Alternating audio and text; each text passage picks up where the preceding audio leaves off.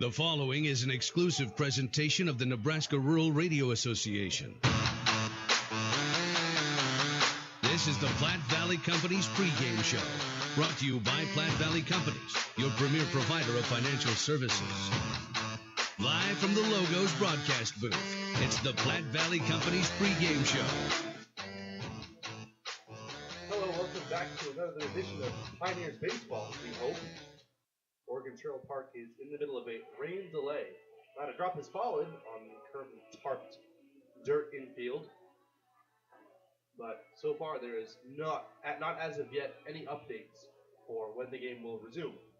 The previous update was delivered about 10 to 15 minutes ago, saying that we're set to go on at the top of the hour. The game will play out, but if the severe weather moving south of us comes north and ends up swamping Oregon Trail Park, we might be in for the long haul here. For now, to give you some background on the game that is scheduled to take place in just a few minutes, it is the undefeated Western Nebraska Pioneers against CageRats baseball of Colorado Springs, Colorado. The Pioneers are coming off a 3-game sweep of their arch rivals, the North Platte Plainsmen. And CageRats baseball playing their season opener. They're a bit thin in the personnel department. Many of their players are still with their respective conferences and schools and conference tournaments, that is. And nonetheless, a great deal of talent there in the visitors' dugout, same can be said for the Pioneers down the third base side. We'll give you some more updates as we get them. In the meantime, we'll pause for our Platte Valley Company's pregame show in just a moment. Our producers know that running a successful operation these days requires having reliable service and quality products. That's why you can trust the knowledgeable people at Westco to provide you sound agronomic advice, aerial application, bulk fuel, lubricants, propane, tires, and other essentials to keep your operation running smoothly. Our priority is helping you succeed. Call or visit your nearest Westco location today. Westco. Service, solutions, success. Westco's your best value through and through. Fender bender, hailstorm, couldn't stop on the ice in time? After everyone is safe, Scottsbluff Body and Paint should be the first call you make. There isn't a better shop in the area. Our highly skilled team is experienced at performing all auto body repair and paint jobs. Stop by anytime and speak to one of our technicians, and we'll do a full inspection to show you just how little our repair services will cost you. Our work is not complete until your car is safe and you're on the road again. Call today, Scottsbluff Body and Paint, 225-6408. Advantage Chiropractic and Acupuncture in Scottsbluff supports the Western Nebraska Pioneers, treating your chiropractic needs from newborn to 100 years old. Dr. Levi Bolin can treat all your hurts, pains, aches, and injuries. If you're experiencing pain in your head, neck, shoulders, arms, mid, or lower back, or down your legs, call for an appointment today. Advantage Chiropractic is also fully certified with Optum VA. If you know a veteran that needs chiropractic care, call Levi today. Advantage Chiropractic and Acupuncture, 308-633-1425. Go Pios. KNEB 960 AM and 100.3 FM. Be the envy of the neighborhood with the new Green Mountain Grill from High Plains Spas and Recreation. In addition to Green Mountain Grills, High Plains Spas and Recreation also has the pellets, cooking spices, rib racks, smoking shelves, covers, and other accessories, as well as replacement parts. If they don't have what you need, they could get it. Yep, get a Green Mountain Grill and be that neighbor that's always admired for the wonderful, yummy barbecue smells. High Plains Spas and Recreation, open 9 to 5, Monday through Friday, 1725 East Overland in Scottsbluff. Hurry up, dude. The game's about to start. Nothing beats spending the day watching the game with your buddies. Dude, I'm literally right here. Let's do this. Which is why a shelter insurance renter's policy is key to your winning game plan. It protects things your landlord's policy doesn't. Dude, where's your TV? What? Oh, no way, dude. Like that flat screen TV that just got stolen. Ask shelter agent Travis Hawk about a free personal protection review today. Taylor is not great at making decisions. Please do not ever ask me to pick what to watch on Netflix. Which is why she likes Runza. Oh yeah, I like my golden hot crinkle fries, I like my homemade onion rings, and frings, which is when you get both together. No tough decisions there. Now, do you dip them in ketchup or our homemade ranch? How could you do this to me? Sorry. Come get our famous fries, onion rings, or both today. Because from the way we make it to the way it makes you feel, Runza makes it all better. KNEB 960 AM and 100.3 FM. This is part 2 of our Scottsbluff screen printing pregame interview live from the Logos broadcast booth. Today I have with me Garrett Fisher, a catcher in yesterday's contest and super utility man for the Pioneers. Garrett, good to have you with us. A lot's been asked of you the past few games. You came in for an injured Griffin Robinson at third base, and you caught all of Game 3 against North Platte in yesterday's affair. What's the hardest thing about being such a versatile player? I think the hardest thing about being such a versatile player is getting reps in at every position, making sure that I'm ready to play whatever's asked of me. So I just come in early, get a little extra reps wherever I need to. How long does it take to learn the nuances of each position in the field and then behind the plate? Behind the plate, I've been catching my whole life, so that I've got kind of the nuances down on that. But in field, I've been working on the past 3 months or so, and then I also play outfield, but I've been playing that longer. But it's just really daily work, staying up to date on it. Where have you been playing in college? In college, I've been catching, DHing, and this year I worked at second base. I didn't get any game, but I was working on that as another position. So I guess what's your motivation for working on such a wide skill set? My motivation would be just being able to get in the lineup any way I can. If there's a catcher that's better defensively than me, then he's gonna play. So I got to find another spot to play. And you know, when someone goes down, it's great for me to be able to fill in the lineup anywhere I can. Another way to get in the lineup most of the time is by swinging the bat. You had a big home run yesterday, a 2-run shot that proved to be the dagger that took the life out of North Platte late last night. What was your game plan entering that at bat, and how did you execute it? That at bat, that guy he'd been starting a lot of guys first pitch fastball. I was just trying to hit a ball in a gap, hit a ball hard, score Brad, because we were up 1 at that point, and we needed him to score, and I just happened to catch it good and elevate it a little bit. All right, and what's your mindset entering this series against the CageRats? Mindset is just keep the energy up, keep the pressure on, keep attacking, keep putting pressure on them, and I mean our pitching staff has been great, and hope to keep them when I'm catching. Hope to keep them locked in, keep them in the zone. Yeah, that's something that me and Jacob Lang talked about in yesterday's interview. Just kind of the art and nuance of calling pitches. I guess what have you been able to learn from him, and what's he been able to learn from you? We've been just learning from each other, learning what pitches work for him, what for me, what we want in the situation. Do we want a ground ball out, or does this guy not handle fastballs well, or just, you know, I kind of know how to call for a specific out, and he's really good at controlling his pitches. All right, excellent work. Thank you very much for your time, Garrett. This has been our Scottsbluff screen printing pregame interview. We'll be back with our final segment of our Platte Valley Company's pregame show, including the anthem and the lineups, next.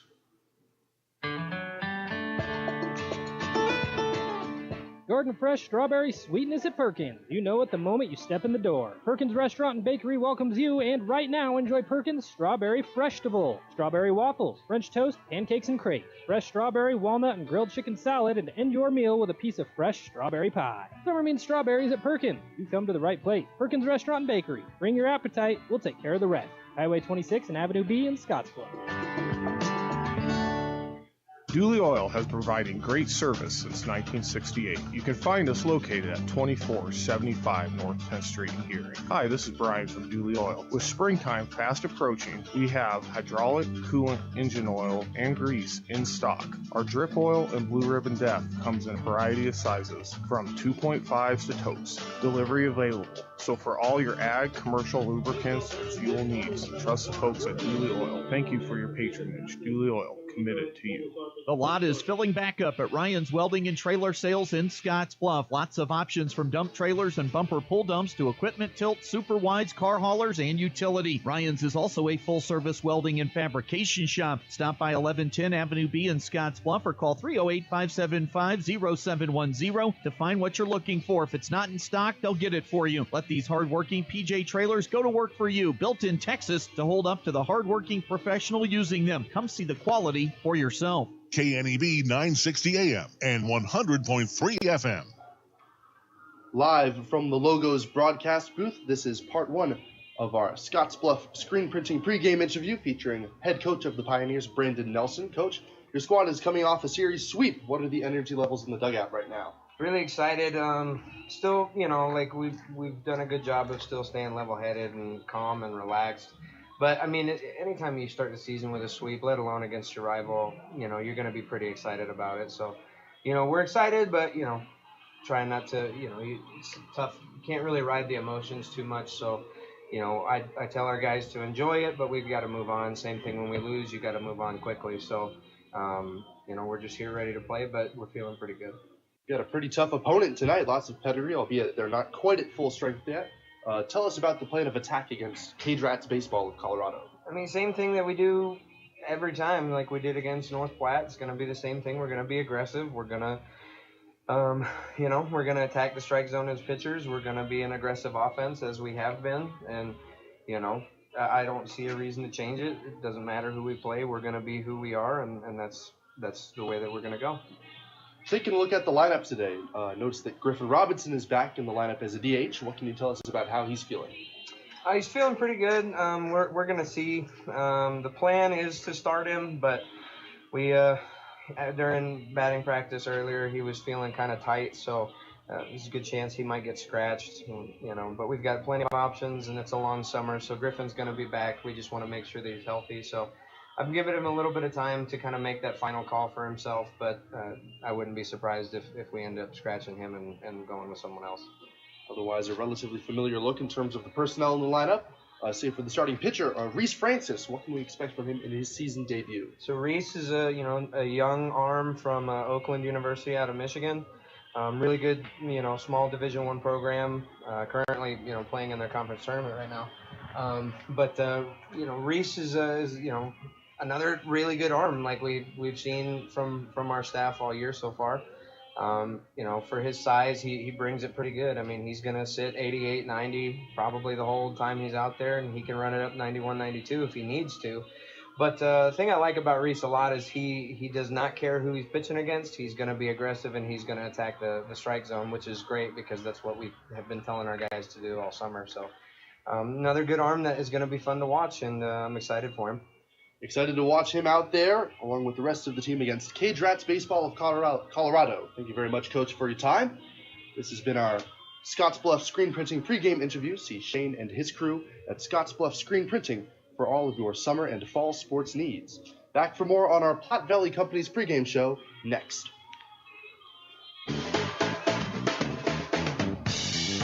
When you decide to sell your car, there are so many more options than ever before. Do not overlook Team Auto Center as a top-rated buyer for your old vehicle. No need to trade it in on a new one. Team Auto Center will give you a fair market price for your vehicle with no expectation of you purchasing from us. Come experience the difference at Team Auto Center or visit us online at teamautocenter.net.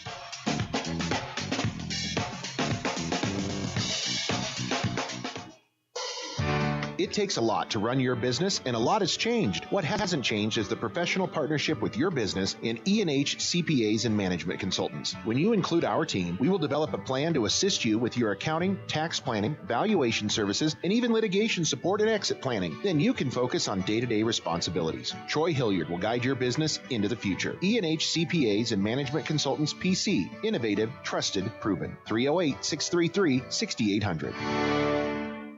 Are today's interest rates holding you back from buying a home of your own? Hi, my name is Jennifer Yurdialis, and I'm a loan officer at Castle & Cook Mortgage. I'm excited to introduce our newest promotion, Simplify. With Simplify, you can buy a home today and refinance later without our lender fees. This promotion is active for 36 months after you purchase your new home through us, giving you time and flexibility to refinance when it's right for you. If you're ready to make the leap into home ownership, give me a call at 308-220-0503. Jennifer Yurdialis, NMLS ID 1059626. Not all who apply will qualify. Equal housing lender, Castle & Cook Mortgage, LLC, NMLS ID 1251. KNEB 960 AM and 100.3 FM.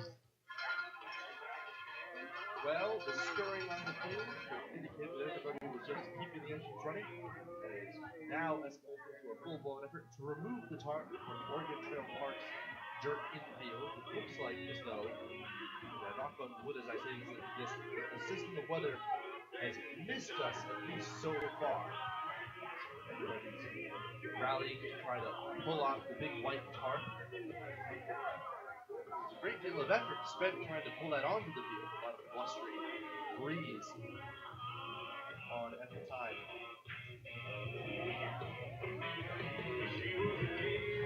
And we will take this time to walk you through kind of the rest of our pregame show, our Platte Valley Company's pregame show, that is.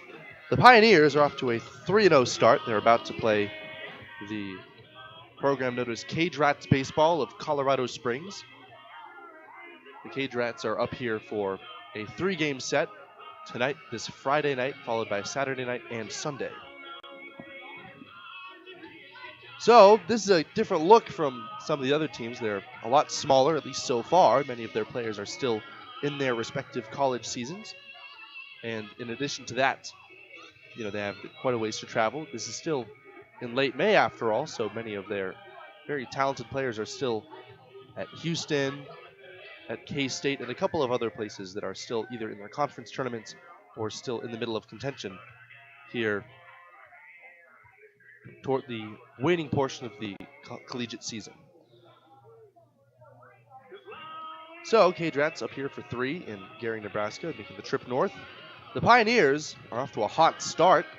They swept their arch rivals in the North Platte Plainsmen.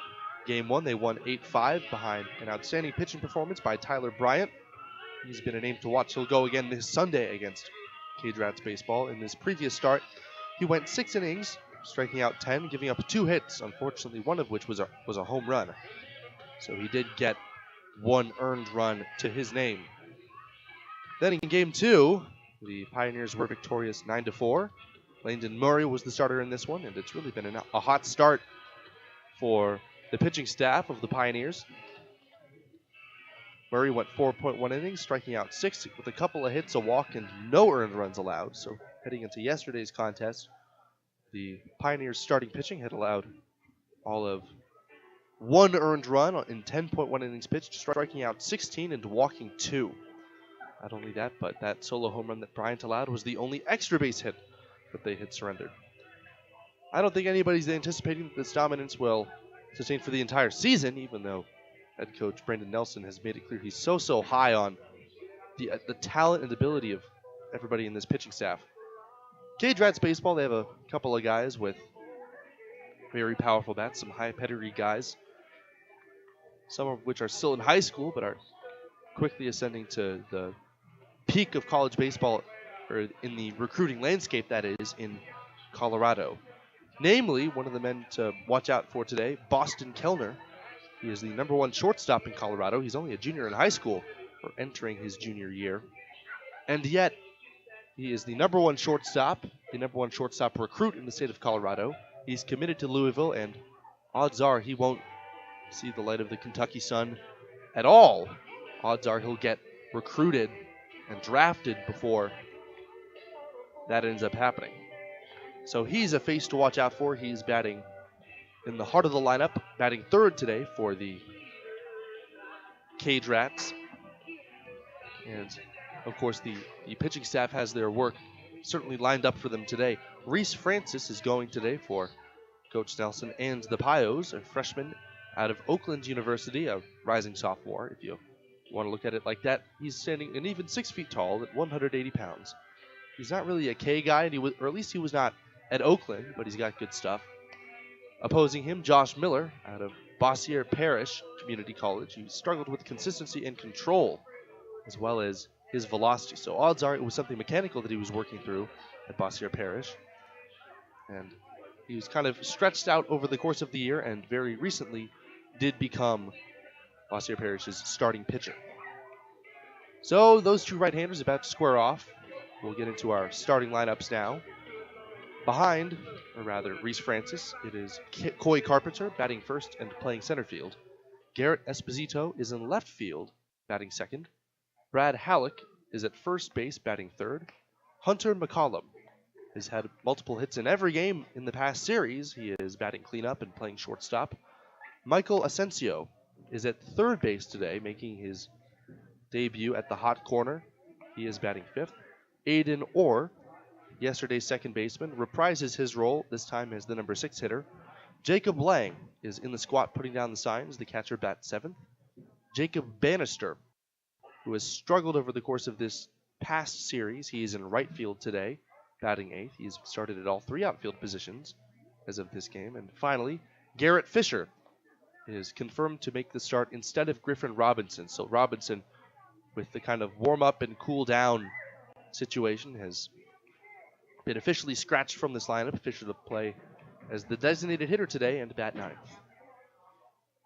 For CageRats Baseball of Colorado, Holden Yatzlau will be the center fielder and leadoff man. Blake Wilson is the shortstop batting 2nd. Boston Kellner, the elite shortstop, playing 3rd base, a little bit out of position, but always pays to grow accustomed to multiple spots on the infield, especially when you're a highly touted recruit, the way that Kellner is. He is batting 3rd. Matthew Lemke is the right fielder batting cleanup.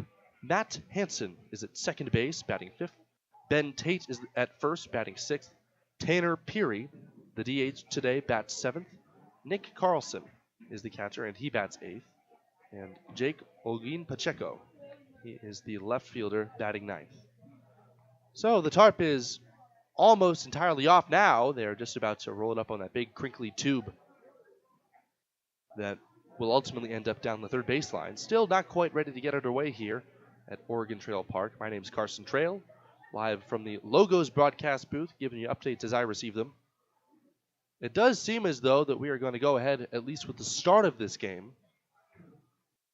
We were just about to resume on schedule when a few minutes before the decision was made to put the tarp on as a proactive measure. Of course, if you get hit with any sort of weather system, especially with the severity of rainfall that we've been seeing recently, it is likely that any reactive measures would be too late to salvage the start and hopeful conclusion of this game.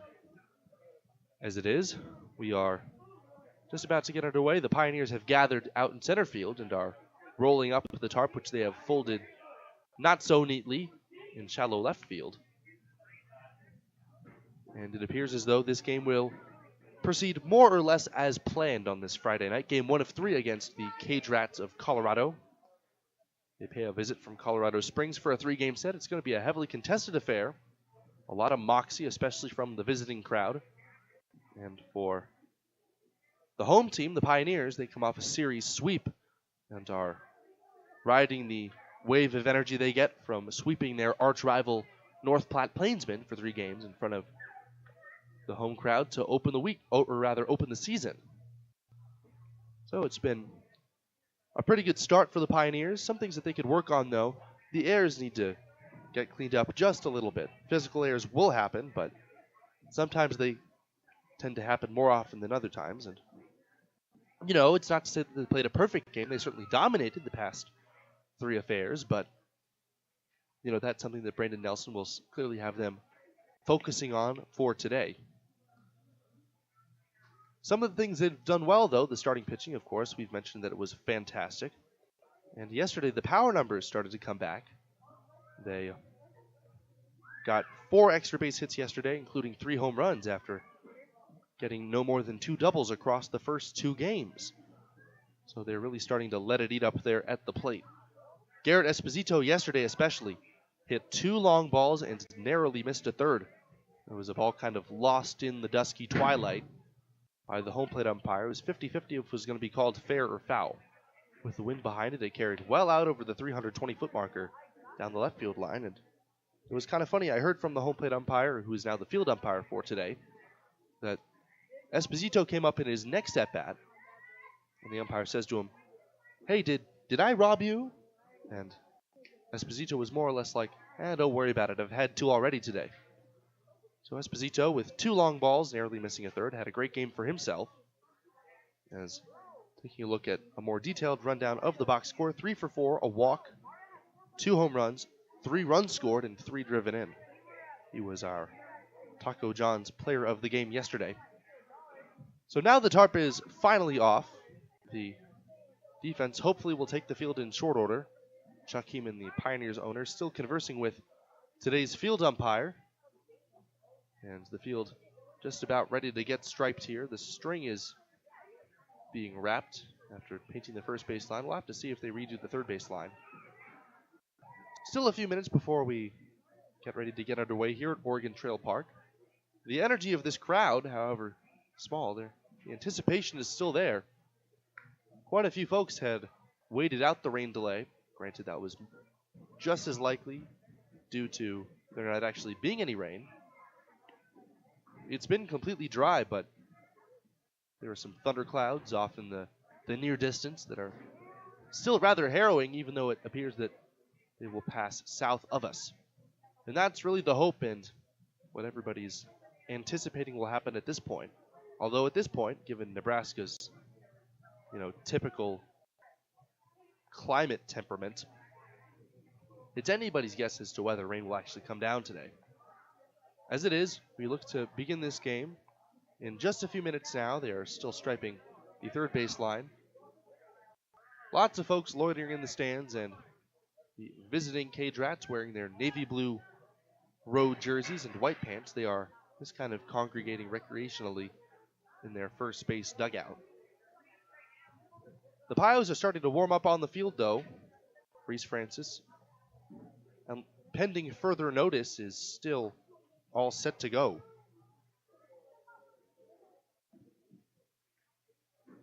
So we'll stay with you here on our extended edition of the Rain Delay Platte Valley Company's pregame show.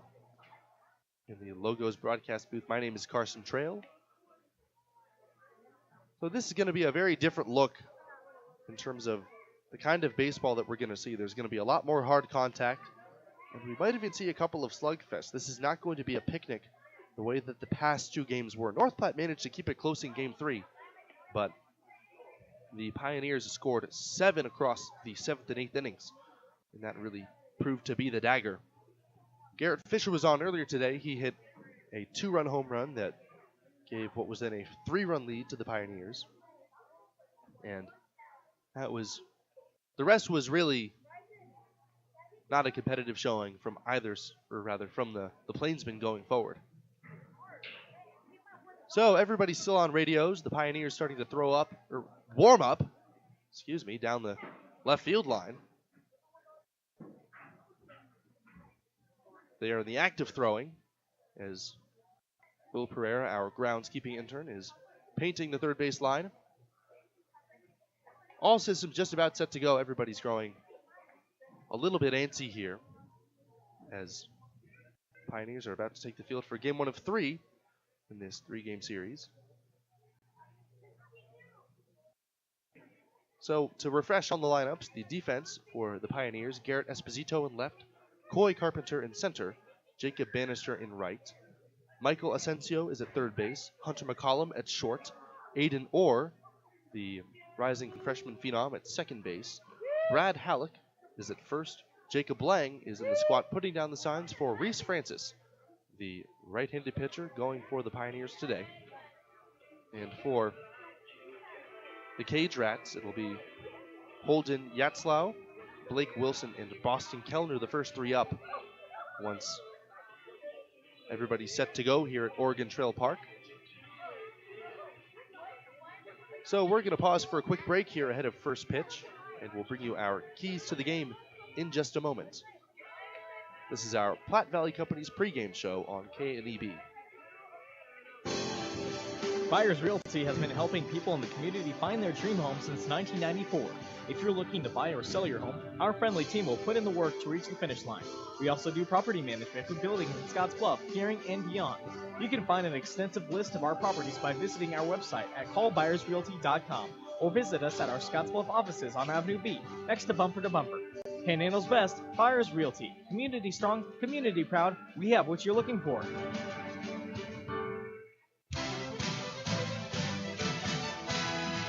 What's your plan? Hi, I'm Kevin Carmody, Life and Health Producer at J.G. Elliott Insurance Center. Are you an individual needing life, health, disability, or long-term care insurance? Are you a business owner wanting to offer or enhance your group health and ancillary benefits? If so, give me a call at 308-635-2023. Together, we can build a plan that meets your needs today, tomorrow, and well into the future.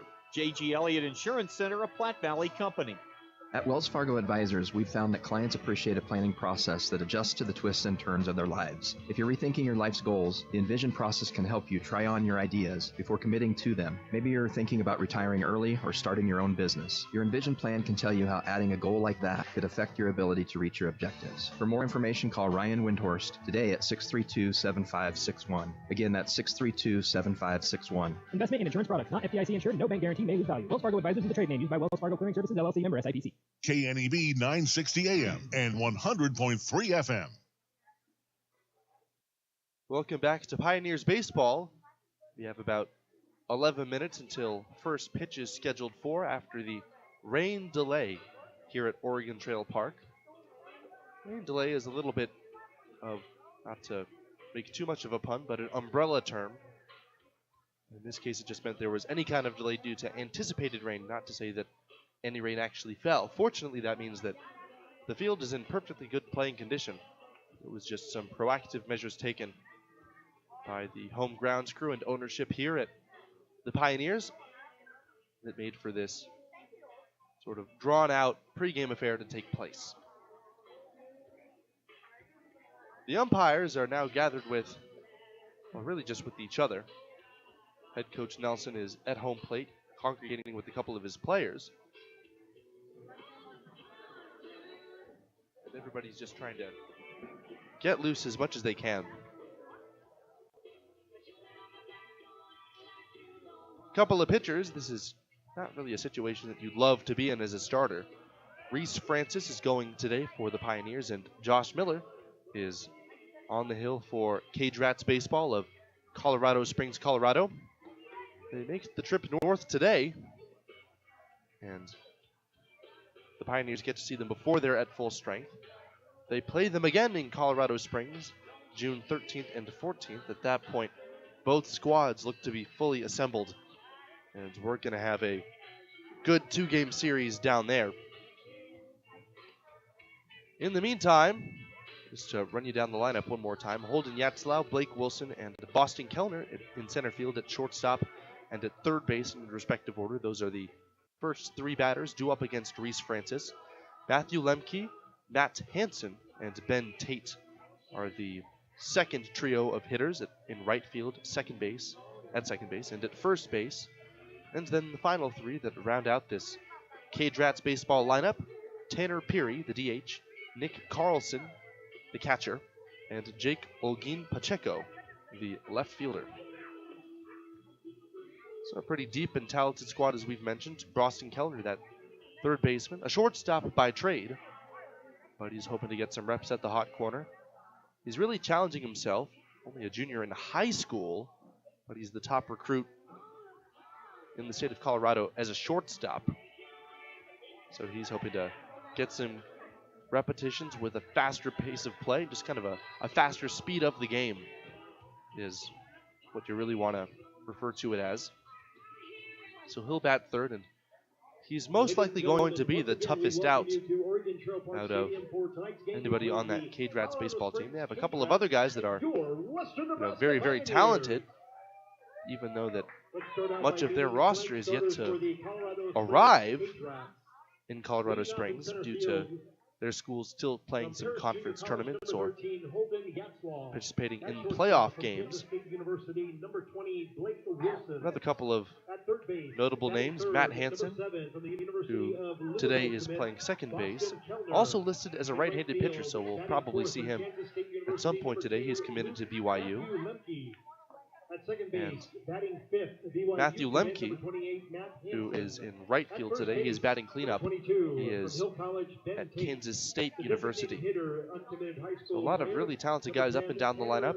The Pioneers with a handful of D1 players of their own, and they've certainly been playing some very good baseball and some exciting baseball here in front of the home fans. Pretty thin crowd here on this Friday night, still in anticipation of some weather. Fortunately, this did not interfere with the playing conditions here. Not enough, or rather, not a drop of rain came down on the field of Oregon Trail Park. The Tarp has been on for some time now, and we're about to Western Nebraska Pioneers. approach our final 6 minutes or so before first pitch. They're reading the lineups as we speak over the public address system here. And we should make way for our national anthem in just a short while. One more time with the Pioneers lineup: Kay Carpenter, Garrett Esposito, and Brad Halleck, the front three. In center field, in left field, and at first base, respectively. Hunter McCollum, after coming up with 6 runs batted in the previous series, he is in the cleanup spot. Michael Asensio is the third baseman today. Aiden Orr is the second baseman. And Jacob Lang is the catcher. Those are the 5, 6, and 7 hitters. And then, rather 4, 5, 6, and then Jacob, yes, I already said Jacob Lang. He's batting 7th. Jacob Bannister is hitting 8th. And Garrett Fisher, in place of an injured Griffin Robinson, is batting 9th.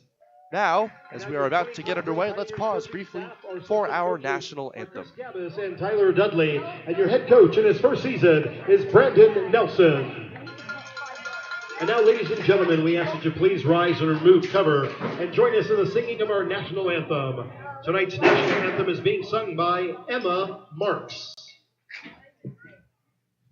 Oh, say, can you see by the dawn's early light what so proudly we hailed at the twilight's last gleaming, whose bright stripes and bright stars through the perilous fight o'er the ramparts we watched were so gallantly sheathed, and the rocket's red glare, the bombs bursting in air, gave proof through the night that our flag was still there.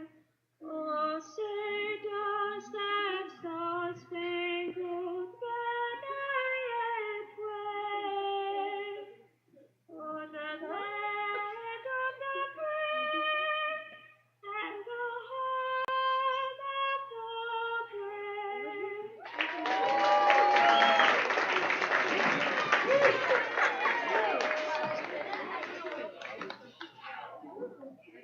Let's meet tonight's umpires, brought to you by Belle Island Attorney. Our base umpire tonight will be Josh Wagner, and behind the plate, Kyle Higley.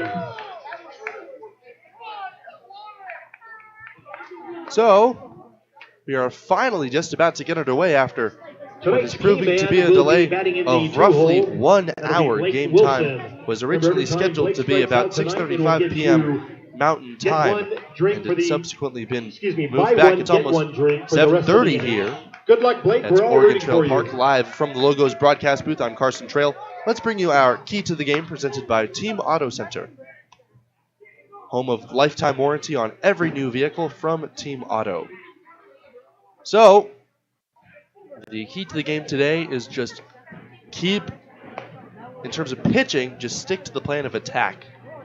Don't beat around the bush when it comes to pitching to even top-tier players. Come at them with everything you have. Be aggressive early and late in counts. And just throw strikes. It's no use nibbling with such a deep offensive roster. Just throw your best pitches and make them beat you. Sometimes that'll happen, but you have to be able to roll with the punches as a pitcher. And you have to be able to trust your defense and your offense that they'll be able to keep you in the game. So Reese Francis has taken the mound now, facing off against Holden Yatzlau in just a couple of moments. Yatzlau, a left-handed batter. You're going to see a much more even distribution of handedness, I think, this series than we've seen recently. Ahead of our first pitch, our opening pitch is brought to you by Papa Murphy's Pizza at 2801 Avenue B in Scottsbluff. It's love at 425 degrees, and don't forget to register for the Papa Murphy's Text Club for a sweet deal. So live from the Logos broadcast booth at Oregon Trail Park, it's time for some Pioneers baseball as Holden Yatzlau is about to stride in. Leading off for the CageRats, the center fielder from Paris Junior College, an outfielder, 13, is in center field today. He's at Paris Junior College. Left-handed batter, open stance. as the right-hander Reese Francis kicks and deals, and the first pitch misses way outside Baseball fans, it's in the opposite batter's 7:29 and box. 71 degrees. And it's 1 ball and no strikes. Hopefully, Reese Francis can remain loose given the lengthy delay here, the pitch on the way, and a changeup over the inside corner for a called strike.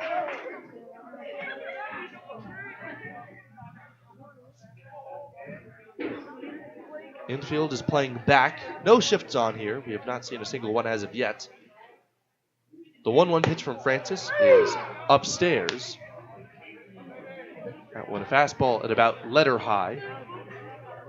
Holden Yatzlau just kind of stood up and let that one go by. 2-1. The righty Francis delivers.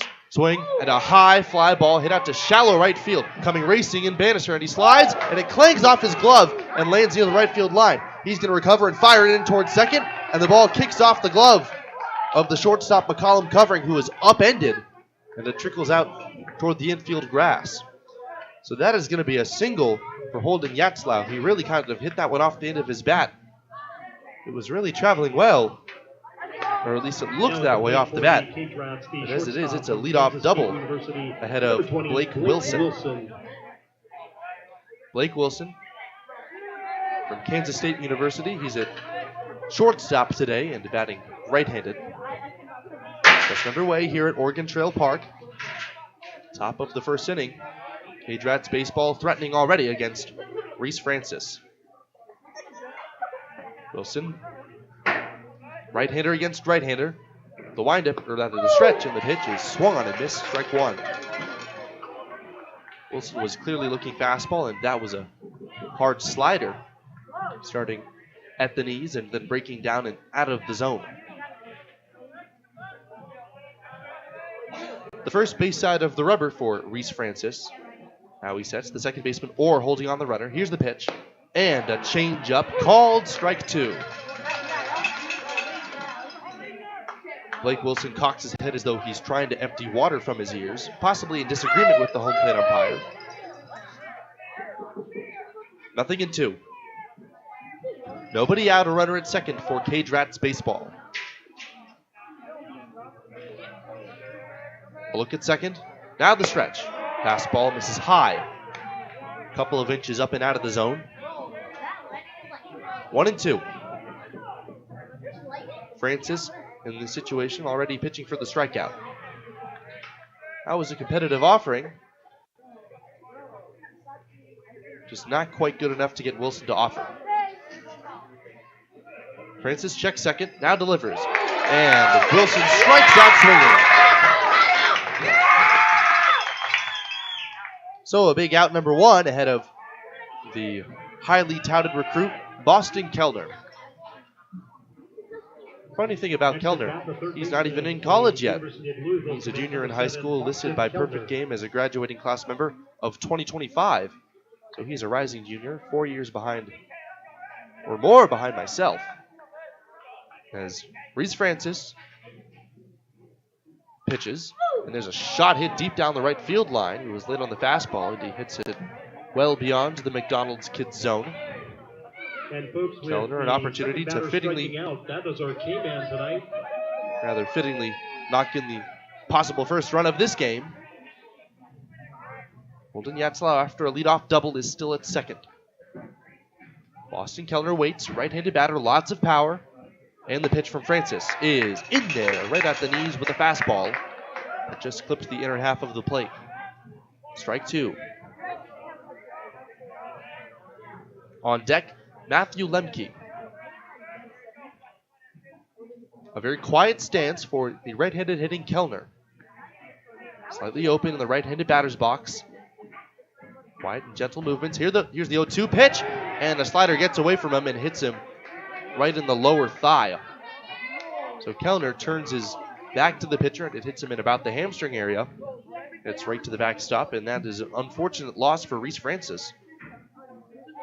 He had Kellner right where he wanted him. At that time, just could not execute the inside fastball called for by Jacob Lang.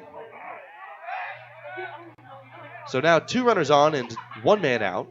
Runs at first and second here in the first for Matthew Lemke. Right-handed batter, big and tall, not all that strong, and he wears one between the numbers as well.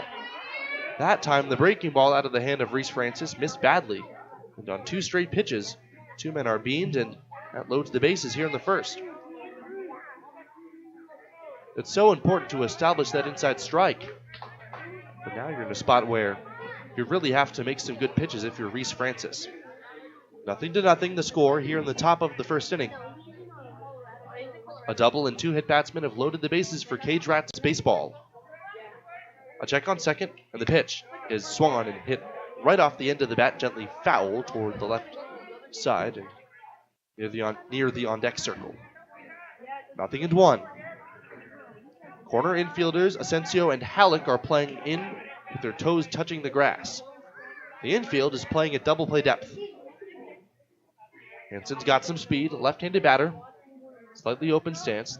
The pitch coming, swing, and there's a shot and a diving try by the first baseman Halleck. It kicks toward the second baseman Orr, who fields it and throws him out at first with Halleck covering the bag. What a play by Halleck. 1 run comes in to score, and that one just a couple of inches away from being a sensational diving play. Nonetheless, that certainly saves a run regardless. Right, that is a 3-4-3 putout. A run scores, and it's 1-0 CageRats baseball here in the first. Second and third now for Ben Tate. The right-handed batter takes up and inside with a fastball, ball 1.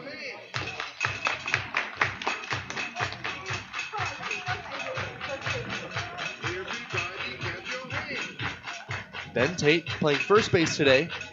Waits as Reese Francis gets his sign. Here's the pitch, and it is swung on and foul tipped into the glove of Jacob Lang. And that evens the count. CageRats 1, Pioneers nothing here in the top of the first. Reese Francis in a jam has allowed 1 run already, and it would be more if not for an outstanding defensive play by Brad Halleck. Still trying to pitch out of problems here. The pitch, swing, and there's a shot hit out into right center field. Carpenter racing over, and that's going to split the gap. It's a couple of hops up against the wall. Bannister cuts it off out by the edge of the warning track. He'll wheel around and fire it in towards Orr, the cutoff man. And not before 2 runs come in to score, and Ben Tate is in safely at second base with a 2-out, 2-run double. So this is the greatest deficit that the Pioneers have faced so far. Lemke and Kellner both come around to score. Next batter for the CageRats, the designated It's hitter, 3-0. committed in high school, number 10, Tanner. So now Tanner Peary. Peary, another right-handed batter. This time with 1 man in scoring position after Ben Tate just knocked in a pair. A long look. Now the pitch from Francis. And that is a little bit low apparently. Called ball 1. Hard to tell where that one missed. Infield's playing back. Unfortunately, that great defensive play by Brad Halleck has now been rendered moot. 3 runs, 2 hits only, and a couple of hit batsmen. The pitch, that one's up and in, and that one hits Tanner Peary as well. So the CageRats now have as many hit batsmen as they do runs. And Brendan Nelson is going to come out from the dugout just to see if everything's all right. It's never good when a guy misses arm side too much like that. It could be a mechanical problem. It could also be just something that he's going to work out mentally with the young right-hander Francis.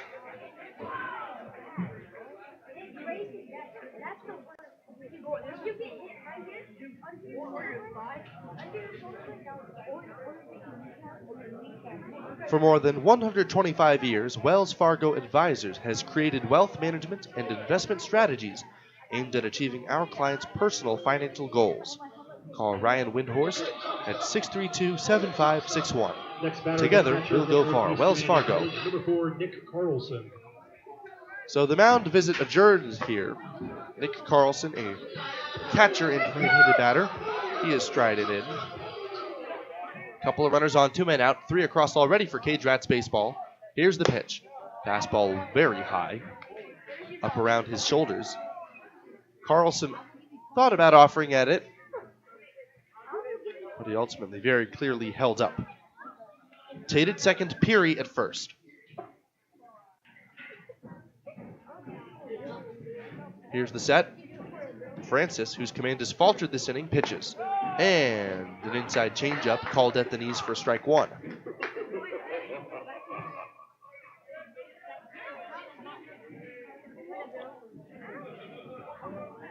One ball, one strike. Here's Francis pitching from the stretch. And that one's reached for and hooked hard toward the third base dugout. Makes some folks in the Pios dugout flinch a bit. But it's 1-2. There have been at-bats this game where Francis has had guys down in counts. Now let's see if he can put them away. 3-0, CageRats baseball leading here in the first. The check on the runner and the pitch. Swing, and that one's bounced foul down the third base side, out of play.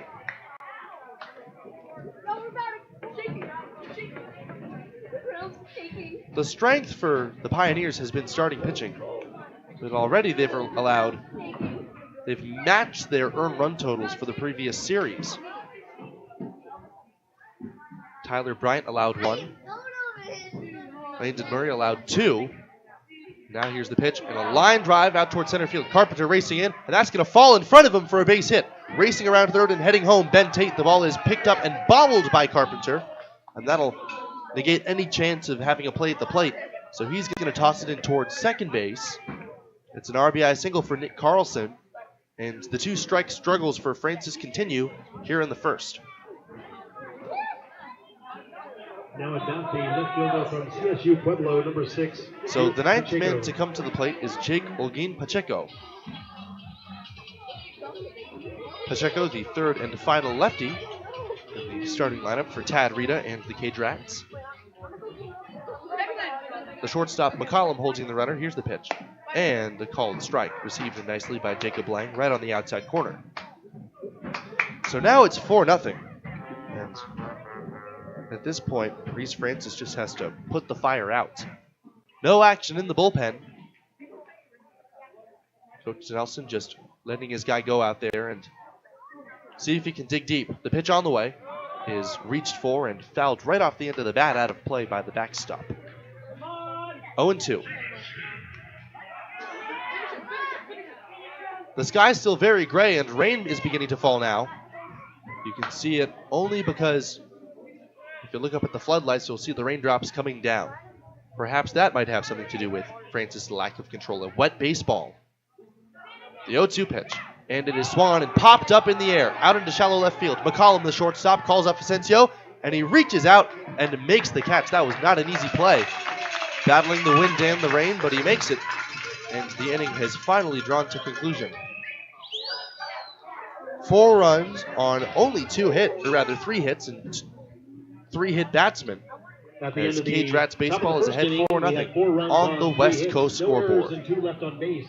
The score is Fender bender, hailstorm, couldn't stop on the ice in time. After everyone is safe, Scottsbluff Body and Paint should be the first call you make. There isn't a better shop in the area. Our highly skilled team is experienced at performing all auto body repair and paint jobs. Stop by anytime and speak to one of our technicians, and we'll do a full inspection to show you just how little our repair services will cost you. Our work is not complete until your car is safe and you're on the road again. Call today, Scottsbluff Body and Paint, 225-6408. Fun facts about owning your own hot tub, courtesy of High Plains Spas and Recreation. Relaxing in your spa before bed helps soothe your aches and pains, allowing for a deeper, more rewarding sleep. Hot Spring Spas offers features like entertainment systems with Bluetooth capability, waterfalls, LED lighting, volcano jets, and more. Yes, sleeping like a baby is just one great reason, but there's plenty more. Stay tuned or stop into High Plains Spas and Recreation, where they sell fun. Open 9 to 5 Monday through Friday, 1725 East Overland, Scottsbluff. Do your lawn a favor this year by applying the nutrients it craves. Jordan Lawn and Garden products are specifically designed for our region's high alkaline soils. Westco produces a variety of Jordan products which will ensure your grass is getting all the proper nutrients necessary for the healthiest lawn you've ever had. Visit your nearest Westco location for more information on quality Jordan products. Westco. Service, solutions, success. Westco's your best value through and through.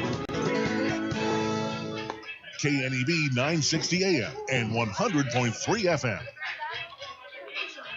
So the rain is coming down, but play still set to resume here in the last half of the first inning. It is Josh Miller to take the mound against the Western Nebraska Pioneers, sporting their home white jerseys and Red Sox. So after the rain delay at the beginning, they took the tarp off, and now it's just coming down again. We're going to have to see how long play continues under these conditions. In the meantime, the Pioneers are trailing 4-0 after a big rally was put together by CageRats Baseball. They got a lot of help from a surprising lack of command from Reese Francis. Although now that you actually get a feel for what the climate's been like, it's a little bit understandable. And there's a lightning bolt.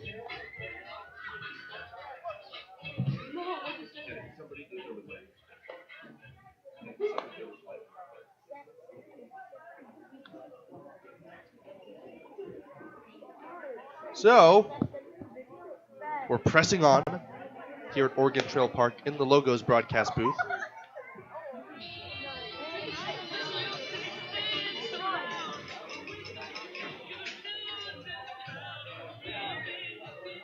Defensively for CageRats Baseball, they hail from Colorado Springs, and the outfield from left to right will be Olgin Pacheco, Yatslav, and Lemke. Kellner at third, Wilson at short, Hansen at second, Tate at first, and Carlson the catcher.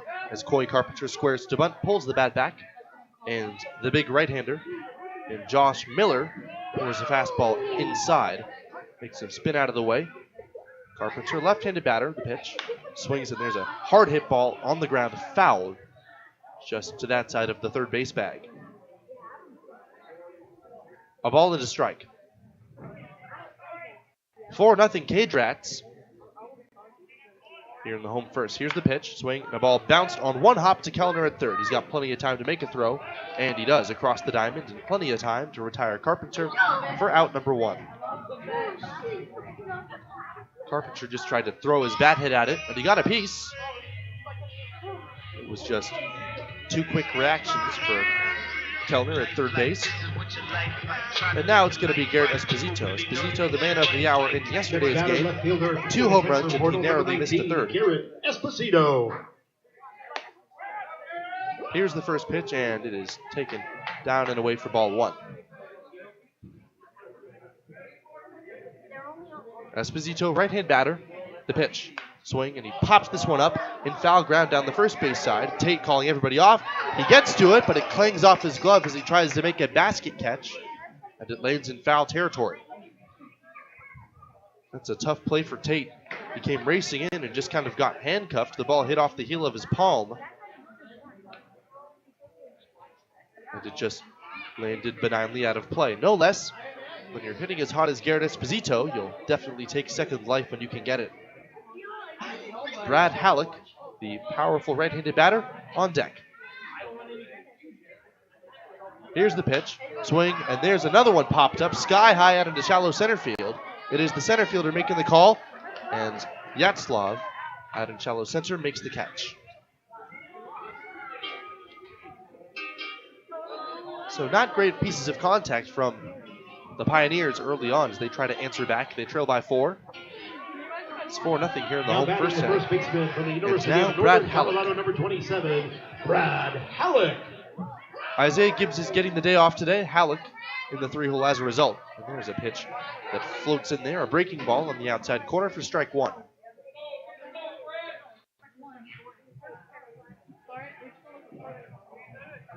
Halleck trying to keep things going against Josh Miller. The right-hander deals. And there's a swing and a miss. Blew a fastball by him. Miller has the kind of fastball with a low release point, but a lot of break that makes it look like it's rising. Vertical break, as it's often called. And he will blow your doors off. Here's the 0-2 pitch. Breaking ball high and tight. Halleck kind of lowered his shoulder there. The 23-year-old waits. And now he's at a 1-2 count. A quick wind-up from Miller. Now the pitch. And it is taken strike 3 called right on the outside corner.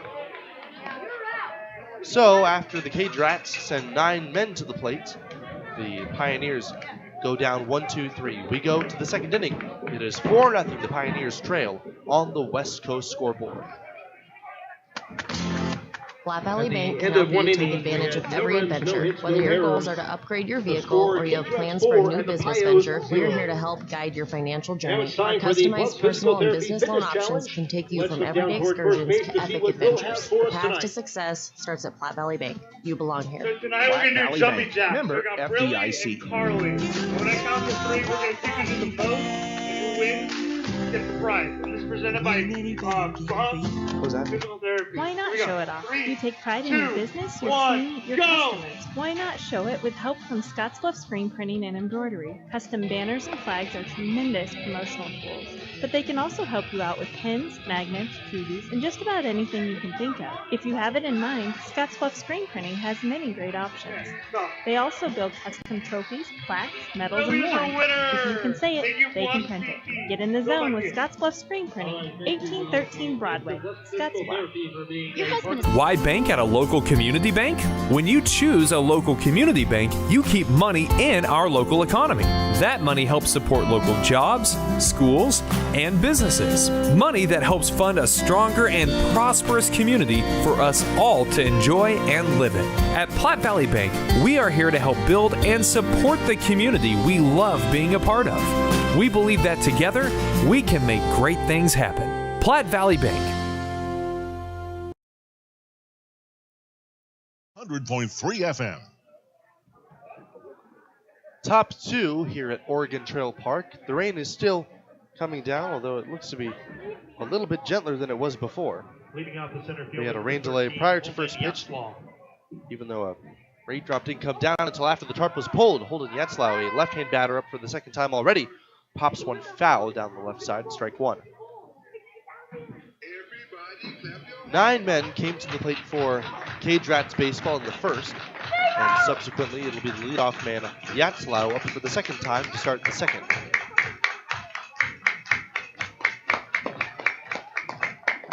The lefty against the right-hander Reese Francis, who works from the windup and a breaking ball.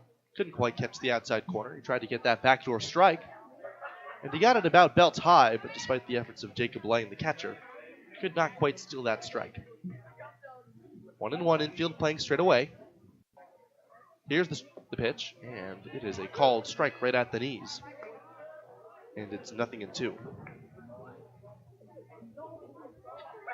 4-0, CageRats baseball leading here in game 1 of this 3-game series.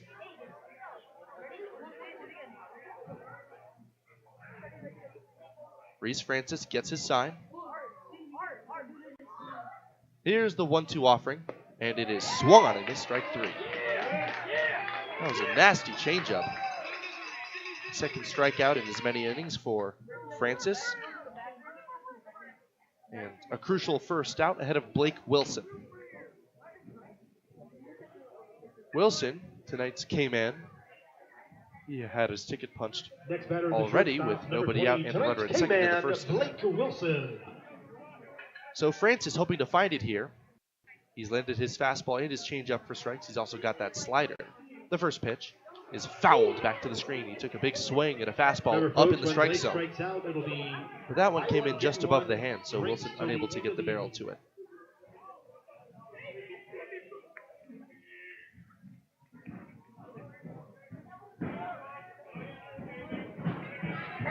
Wilson standing tall in the right-handed batter's box.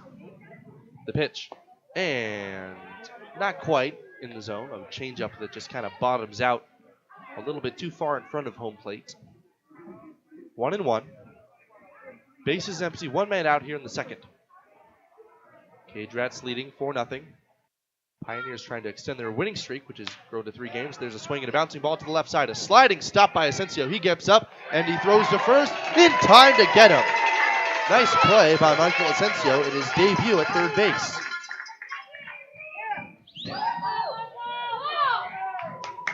So the defense has been pretty good so far for the Pios. A diving attempt on which an out was recorded for Brad Halleck, and now his corner infield's counterpart, Asensio, able to make a nice sliding play.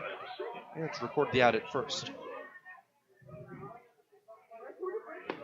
Here's the first offering to Boston Kellner, who was hit by a pitch, and he scored a run as well back in that 4-run first inning.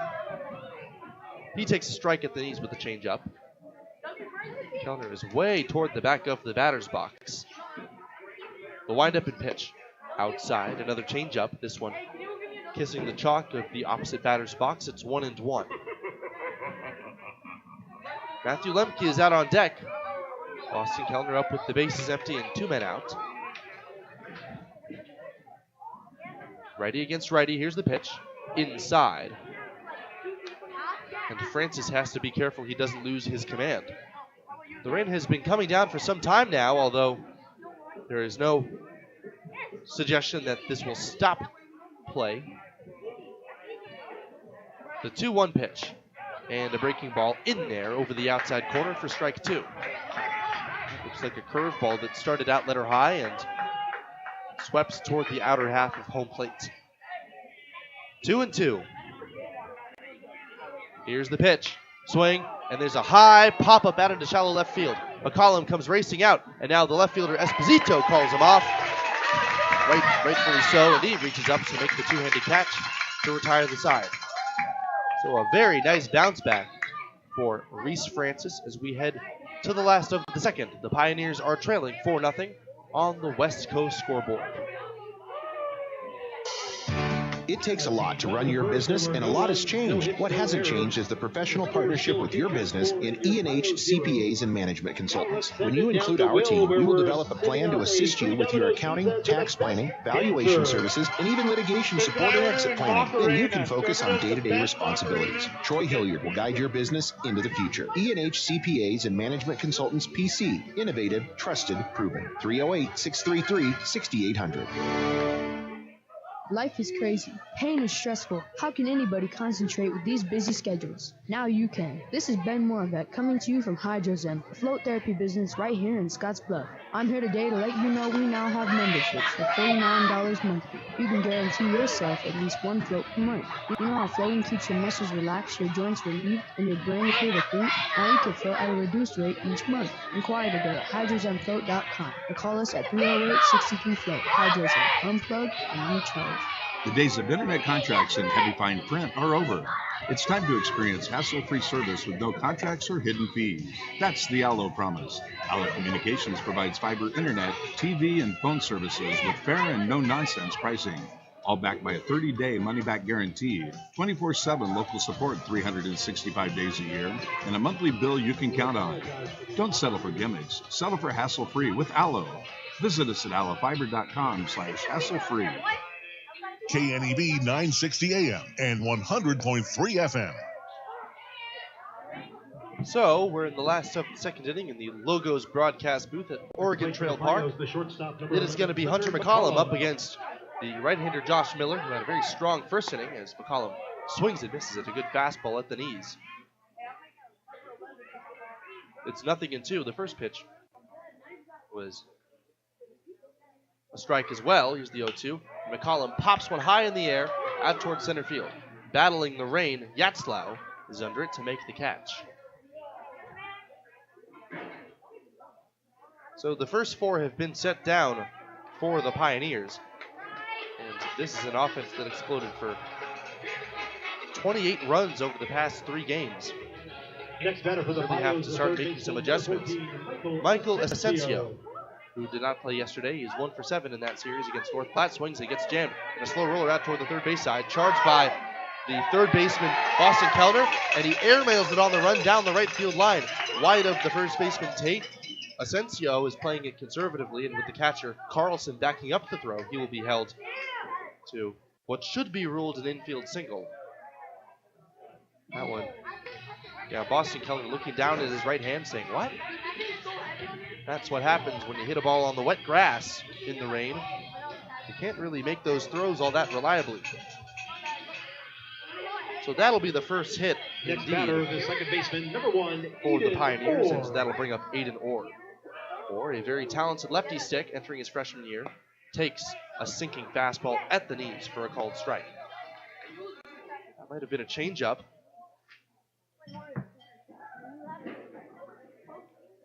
Orr looks a little bit surprised there. Here's the pitch, and a very sharp breaking ball in the dirt. And a nice block by Carlson to keep that one close by. Asensio at first. Pioneers trail 4-0 here in the home second. first hit was on the infield, and now Aiden Orr will try to barrel something up. The pitch, and he swings and bounces this one on the ground to the first base side. It is gloved in fair territory just inside the line by Tate, who runs to the bag himself. On the play, Asensio advances to second. So not a fantastic piece of contact on another breaking ball that time. And that'll bring up Jacob Lang. Lang, no stranger to hitting in these clutch situations. A couple of RBIs earlier on in games 1 and 2 of the series against North Platte. 2 outs, a runner at second. Asensio, nobody holding him on. He takes his lead. And the stretch from Josh Miller is a called strike on the outside corner. This first run could be that much more important. Jacob Bannister is on deck, would be next. Miller working from the stretch, the righty. Set up the belt, the highlight kick and delivery. And there's a swing and a miss on a high breaking ball. That was definitely a mistake, but it still works to the advantage of Josh Miller. Hanson, the second baseman, holding. Now the pitch. And a foul back to the screen. Fought off the hands of Lang, the catcher. 0-2 still. Lang trying to extend the inning at the very least. A big hole in the right side for him. The pitch on the way. Breaking ball hit in the air to right field. Starting in now, racing back is Lemke. He will pull up, pause, and reach up to make the one-handed catch. So the Pioneers record their first hit, but it does not leave the infield. Michael Asensio is stranded at second after the flyout by Jacob Lang. No runs, a hit, no errors, and 1 left as we head to the third inning. It is 4-0. The Pioneers are trailing on the West Coast scoreboard. The Simmons Olson Law Firm has been a proud member of the Scottsbluff-Gearing community for decades. The 10 lawyers and 8 staff members are committed to the Panhandle. The Simmons Olson Law Firm sets the standard in legal representation to help you solve problems and provides help and monetary support to many organizations in our community, whether supporting our student athletes in schools or the many organizations that help those in need. The lawyers and staff of the Simmons Olson Law Firm are committed to making our communities thrive. Did you know? Who is Hydrotex? Hydrotex manufactures and distributes over 300 different high-performance lubricants, including fuel conditioners, hydraulic and transmission fluid, and more. We've been helping customers improve their operations for more than 80 years with products made in the USA. We sell directly to customers and can even deliver right to your door to offer excellent service and value. Our products are made to exceedingly extend drain and grease intervals to reduce maintenance and labor costs to improve the budget. Whether you're in a factory, farm fleet, or like to go fast, Hydrotex is here to help. Visit your local Hydrotex dealer in person or online today.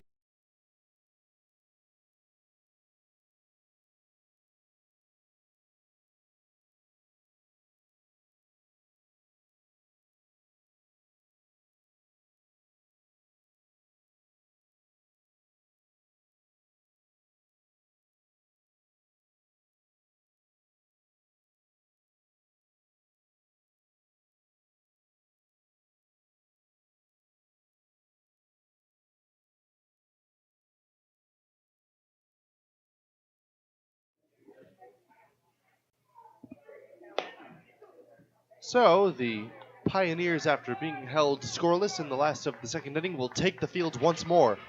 They trail CageRats baseball of Colorado Springs by a score of 4-0 as we're about to approach a third of the way through this game. It's hard to tell, but from my angle it looks as though the rain, which showered down, however briefly, remained silent. Or rather, it's kind of subsided a bit. Some thunder heard off in the distance at one point as Matthew Lemke, a right-handed batter, takes a strike with a changeup from Reese Francis. Francis struggled in the first, hitting 3 and allowing 4 to score, but he settled back in nicely in the second and will look to settle a similar tone here in the third. The pitch is swung on and belted deep down the left field line, but it is well out of play. But it had just over the amount of home run distance. The wind was really pushing it from behind. And I wouldn't be surprised if anybody who hits a fly ball is going to have a significant boost from Mother Nature here. 0-2. Lemke, Hanson, and Tate, the 4, 5, 6 hitters, due up for CageRats baseball. 4-0. That's the deficit the Pioneers face. Francis, responsible for those 4 runs, trying to keep it that way. There's a ball flied in the air towards shallow left center field, coming racing in, and unable to make the catch is Esposito. He dives, it takes 1 bounce and skips by him, and Esposito slow to get up. The center fielder backing him up, Carpenter wheels around and fires it in toward McCollum. And that will hold Matt Hansen, Matthew Lemke, to a leadoff double. That was a tough read for the left fielder. We already said that any ball hits to left field will have some assistance from the wind. But Esposito had to come racing in on that ball, and he landed awkwardly on his wrist. But he was slow to get up for a little bit. Perhaps he was just trying to get out of the way of the throw, though, because he looks to be all right. And now, Matt Hansen. Runner at second, nobody out. Francis checks on him, working from the stretch once again, and there's a ball hit foul by the left-handed batting Matthew Hansen. Hansen came up with the bases loaded 2 innings ago and hit a shot to the right side, and it was a great play by Brad Halleck that ended up turning that into a putout. Hit off his glove, went to Aiden Orr, and then Orr threw back to Halleck, covering first.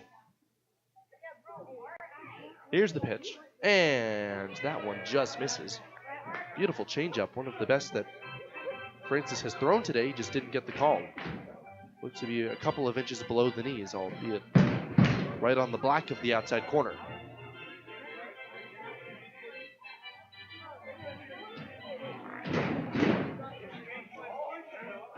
The 1-1 pitch is hit sharply on the ground. Foul, pulls down the first base side, out of play.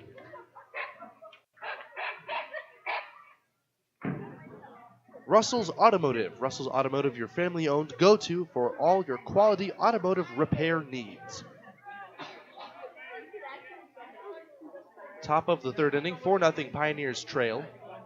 I'm Carson Trail live in the Logos broadcast booth. A look at second, and the 1-2 is swung and hit foul. Stop into Logos, and the guys will custom design it, print it, and have it ready for the game. There is no job too big or small for Logos in downtown Gehring. So Reese Francis in another 2-strike count. He's been getting ahead of hitters, but he has not been able to put them away. Hansen hit a couple of balls hard, but has not gotten a hit yet in his first plate appearance. Here's the pitch. And the backdoor slider missing there, right on the chalk of the opposite batter's box. 2-2. Ben Tate is waiting out on deck, the powerful first baseman. Here's the pitch. Swing and a pop-up foul out of play down the right side.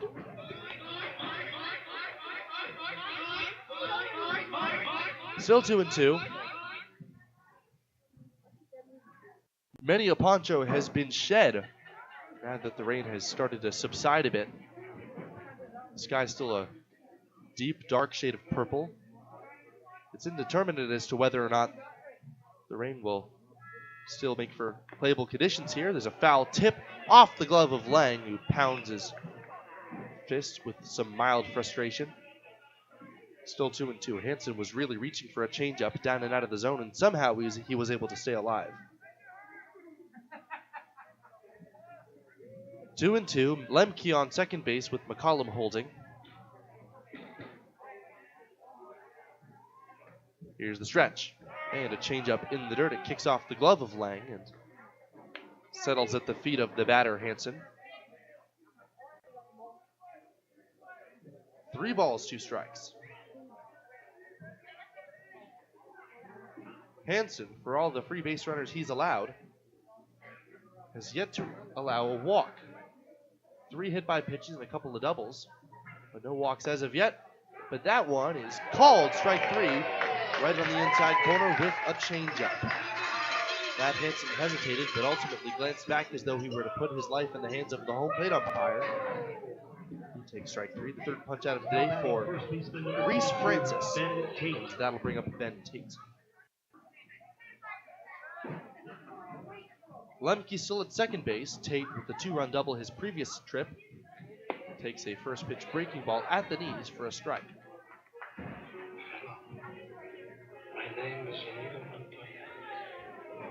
4-0, the Pioneers are trailing. This is the largest deficit they've faced this series after sweeping North Platte, never trailing by more than 2 runs for a couple innings at a time. Here's the stretch, and the pitch from the right-hander is a slider breaking down and away, taken easily by Tate. 1-1.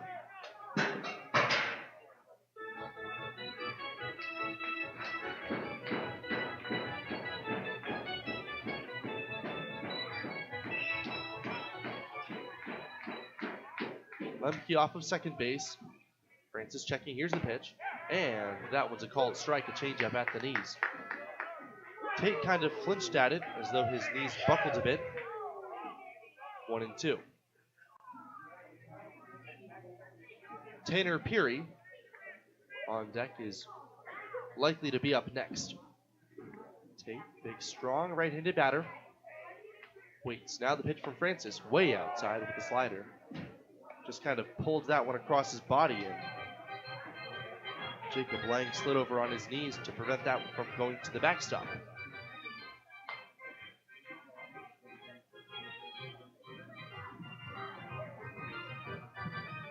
Francis trying to get out number 2. Runner goes. The pitch is taken low and outside. The throw to third base is not in time. That one was a tough play. A snap throw by Lang from his knees to Asensio down there. It was accurate. It was strong.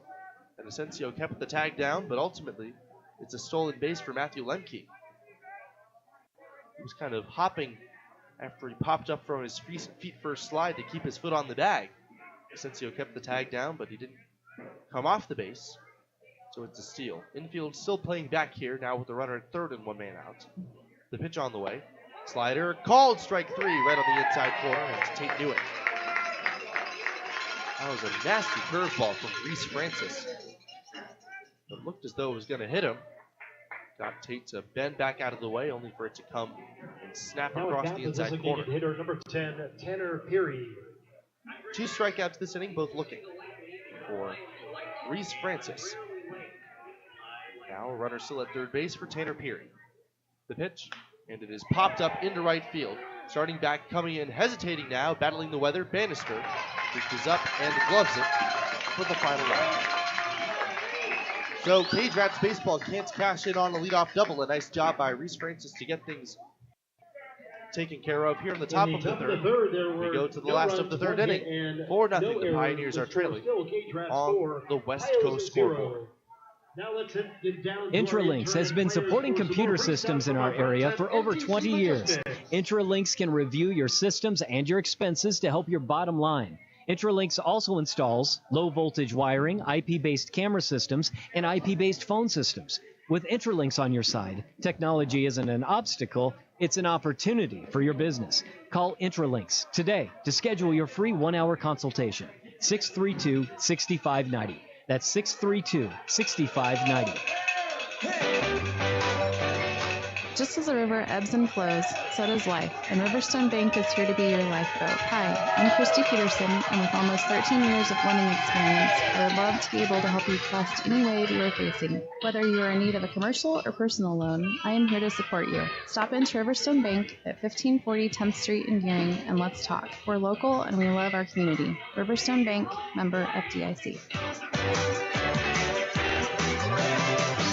The lot is filling back up at Ryan's Welding and Trailer Sales in Scotts Bluff. Lots of options from dump trailers and bumper pull dumps to equipment tilt, super wides, car haulers, and utility. Ryan's is also a full-service welding and fabrication shop. Stop by 1110 Avenue B in Scotts Bluff or call 308-575-0710 to find what you're looking for. If it's not in stock, they'll get it for you. Let these hardworking PJ trailers go to work for you. Built in Texas to hold up to the hardworking professional using them. Come see the quality for yourself. KNEB 960 AM and 100.3 FM. Our game stats for today is brought to you by Dr. Levi Bowen at Advantage Chiropractic in Scotts Bluff, treating all of your chiropractic needs from 0 to 100 years old, athletes and veterans. Dr. Bowen specializes in treating your aches, pains, and injuries. Call today for an appointment and start to get back to better health. Advantage Chiropractic, 632-1425. Jacob Bannister strides in and swings and misses at a first pitch fastball at the knees. Our stat of the game is that the Pioneers starting pitching staff, entering just a couple of days ago, had only allowed 1 earned run in 10.1 innings pitched. A couple came across for replacement yesterday. There's another swinging strike by Bannister, as Bannister waves at a breaking ball in the dirt and misses strike 3. So Josh Miller makes it very quick work of the Pioneers' number 8 hitter. His second strikeout, and so that'll bring up Fisher. Fisher started at third base yesterday. Today he's the DH. Now at the plate, the designated hitter, number 8, Griffin Robinson. Fisher. Here's Fisher, the right-handed batter. He swings and fouls a first pitch slider straight back. 0-1. Esposito really got the glory in yesterday's game with his multi-homer performance. But Fisher had a nice game of his own, 2 for 3. 3 runs batted in and a 2-run blast. 4-0, the Pioneers trail here, and there's a ball taken in tight. A ball into strike here in the home third inning. A man out, nobody on. Fisher up with Carpenter to follow. The pitch on the way, and there's a swing and a miss. There have been swings today where the Pioneers have looked outright overmatched. Josh Miller, starting the first game of the CageRats season, has dominated the first 2 frames. The 1-2 pitch, and there's a slider way outside. Carlson has to make a backhanded stab at it to make sure that didn't get to the backstop. 2-2. Here it comes. Breaking ball, fouled away. That was a big curveball. Not really the slider that time from Miller, and a great job of protecting the plate by Garrett Fisher.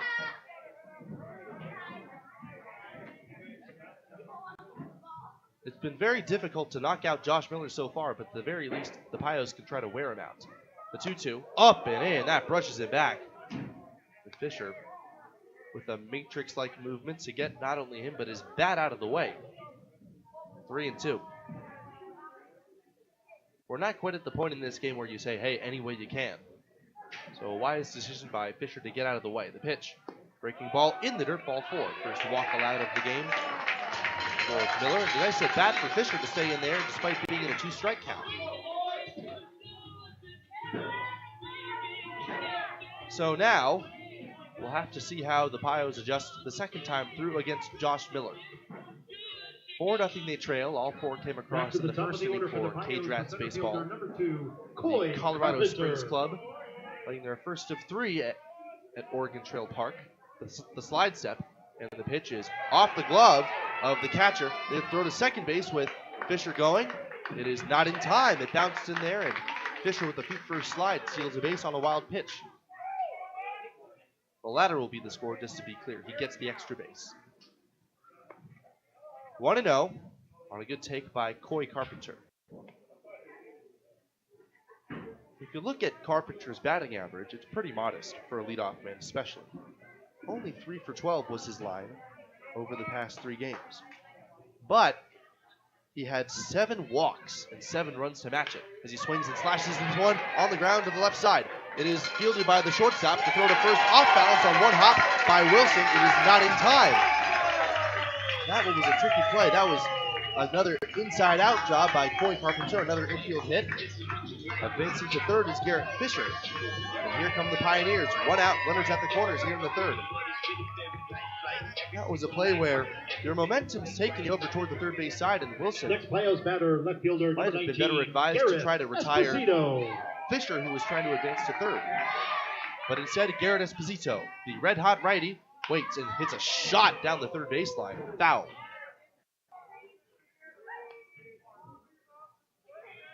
Esposito way out in front of the first pitch changeup. This is the first inning that Josh Miller has looked human. Miller, first base side of the rubber. Field double play depth.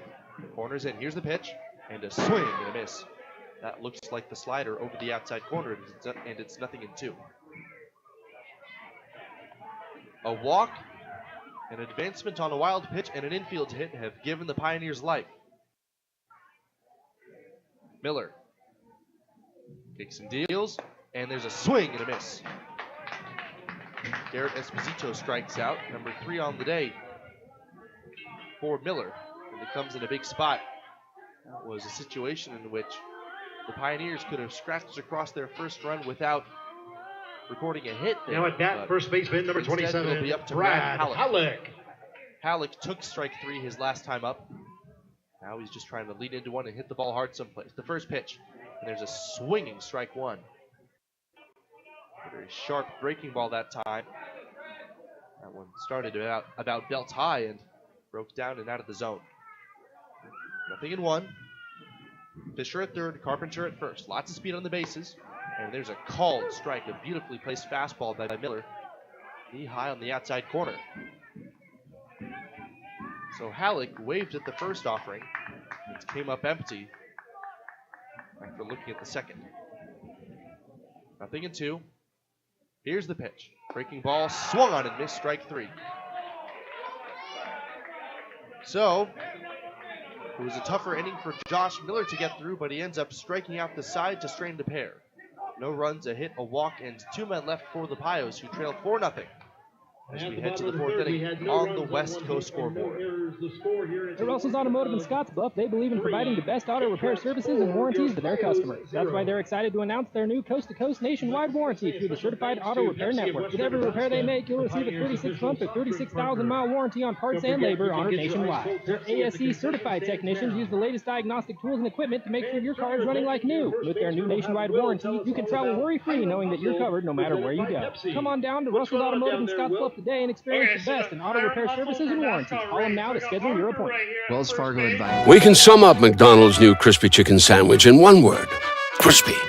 But also juicy and tender. Okay, it's crispy, juicy, tender. All one word. But then, also pickle.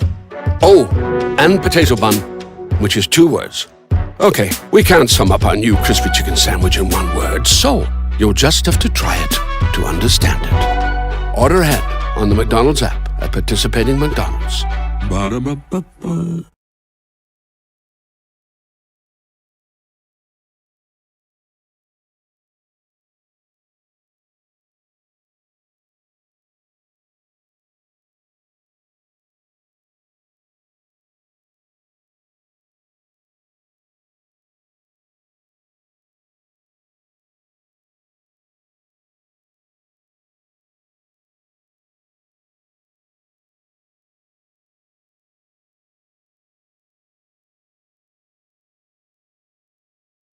Contact Jennifer Yurdialis, your local 5-star lender with Castle & Cook Mortgage. For a simple, friendly, and fast loan process for your home purchase or refinance, contact Jennifer today. Castle & Cook Mortgage, the key to your castle. 4-0, the Pios trail after threatening but not scoring in the home third onto the 4th inning. It is going to be Nick Carlson to lead things off against Reese Francis. Francis, after a rough first inning, seems to have bared down nicely. A couple of quiet innings in the second and the third. There's a first pitch foul up and out of the strike zone, or rather up and out of play. Down the right side, strike 1.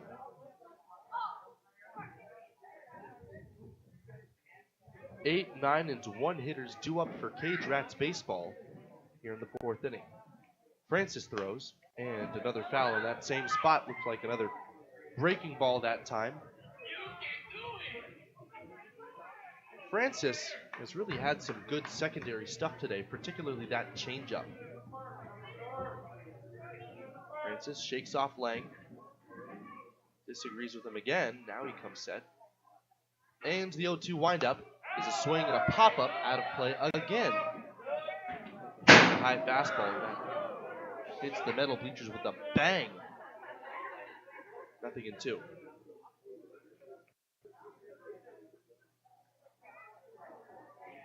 Today it's been the hit-by-pitch that has killed the Pioneers. That came when the rain was coming down in the first inning. There's a swing and a topper foul. Kind of a tomahawk swing that time by Nick Carlson.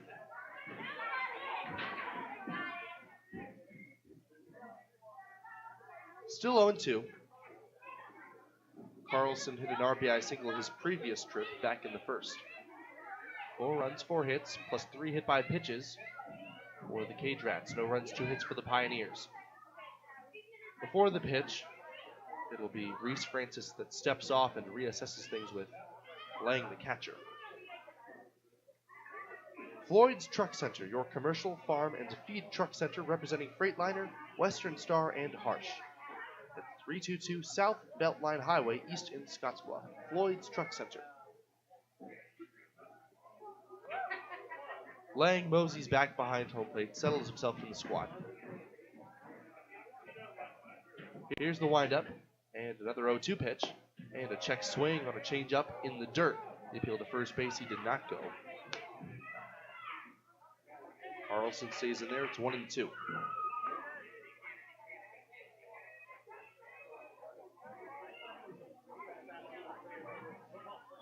Here's the windup, and a fastball reached for and fouled off to the right side again. Carlson had a good look at a changeup there. He has a very good idea of the strike zone, and he's not taking any chances with those fastballs away. Now the windup, one more time from Francis. The pitch on the way, and the slider inside. As that ball was coming in, Nick Carlson raised his hands above his head as though he were trying to get out of the way. 2 balls, 2 strikes. The next offering from Francis is swung on and missed, strike 3. That was the changeup. And the beauty at that, right on the inside corner. Carlson, who's tried to stay alive for so long, is ultimately dispatched. 5th strikeout of the day for Reese Francis, and we're only in the 4th inning. 4-0 CageRats here in now at bat, the top of the 4th. The first of 3 to take place at Oregon Trail Park. Game 2 will take place tomorrow night. Pending weather at 6:35 p.m. Mountain Time. The first pitch now to the left-handed batting Jake Olguin Pacheco is a ball low with the changeup.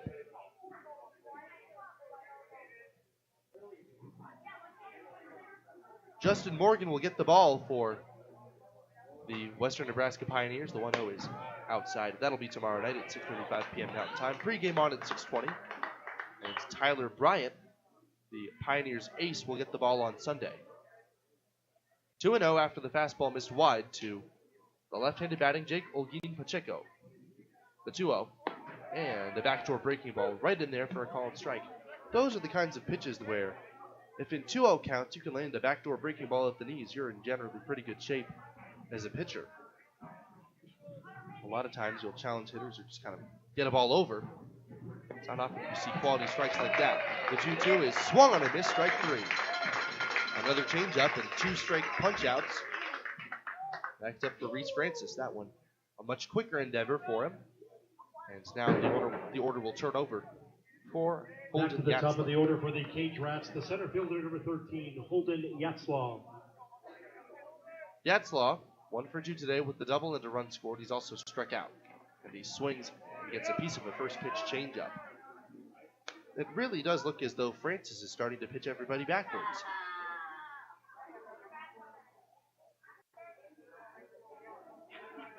That changeup has a lot of bites and late life that makes it hard to pick up. The left-handed batter, Yatzlaw, swings and hits it in the air out towards center field. Starting back, now circling under it, Carpenter. And he reaches up, battling the darkness there, and he makes the catch. He kind of put his glove up right at the last minute as though he didn't see it until the very end. And he makes the catch, and the side is retired. 3 up, 3 down, 2 punch-outs for Reese Francis. We go to the last of the 4th inning. 4-0, the Pioneers trail on the West Coast scoreboard. At Team GMC, we promise you cannot buy the wrong vehicle. We want our customers to feel confident in their purchase decision. Most vehicles come with a 7-day, 500-mile, no-questions-asked guarantee. That's right. Most vehicle purchases come with a 7-day, 500-mile, no-questions-asked guarantee. Team GMC. No games, no gimmicks. You just can't buy the wrong vehicle. Team GMC in Scottsbluff. Shop online right now at teamautocenter.net. GMC, we are professional grade.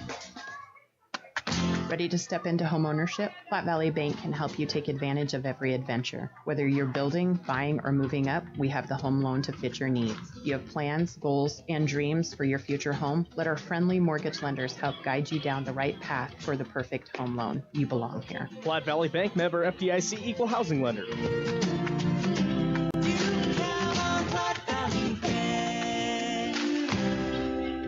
Community banking for you. Dooley Oil has been providing great service since 1968. You can find us located at 2475 North 10th Street in Geary. Hi, this is Brian from Dooley Oil. With springtime fast approaching, we have hydraulic, coolant, engine oil, and grease in stock. Our drip oil and blue ribbon depth comes in a variety of sizes, from 2.5s to totes. Delivery available. So for all your ag, commercial lubricants, and fuel needs, trust the folks at Dooley Oil. Thank you for your patronage. Dooley Oil, committed to you. KNEB 960 AM and 100.3 FM.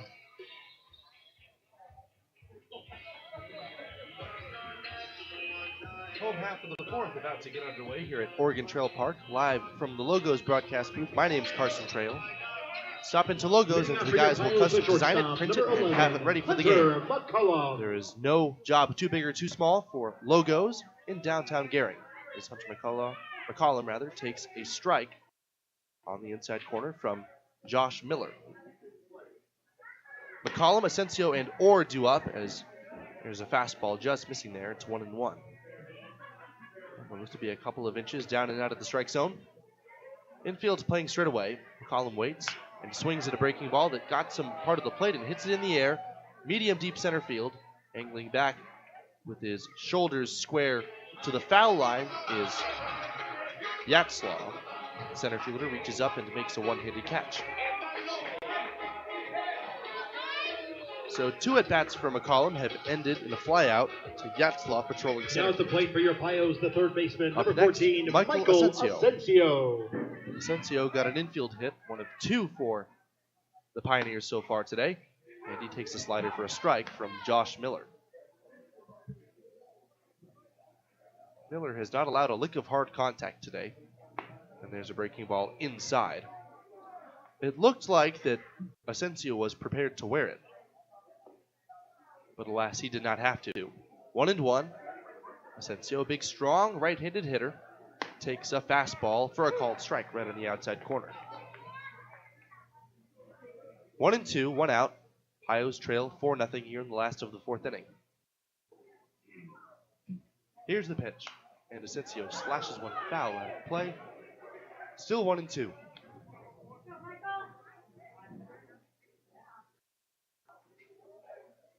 Aiden Orr, after bouncing out to the first baseman Tate, he is on deck. Due up next, the pitch.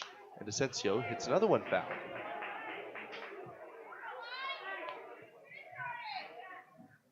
So Josh Miller is having to work a little bit after getting out ahead of Asensio.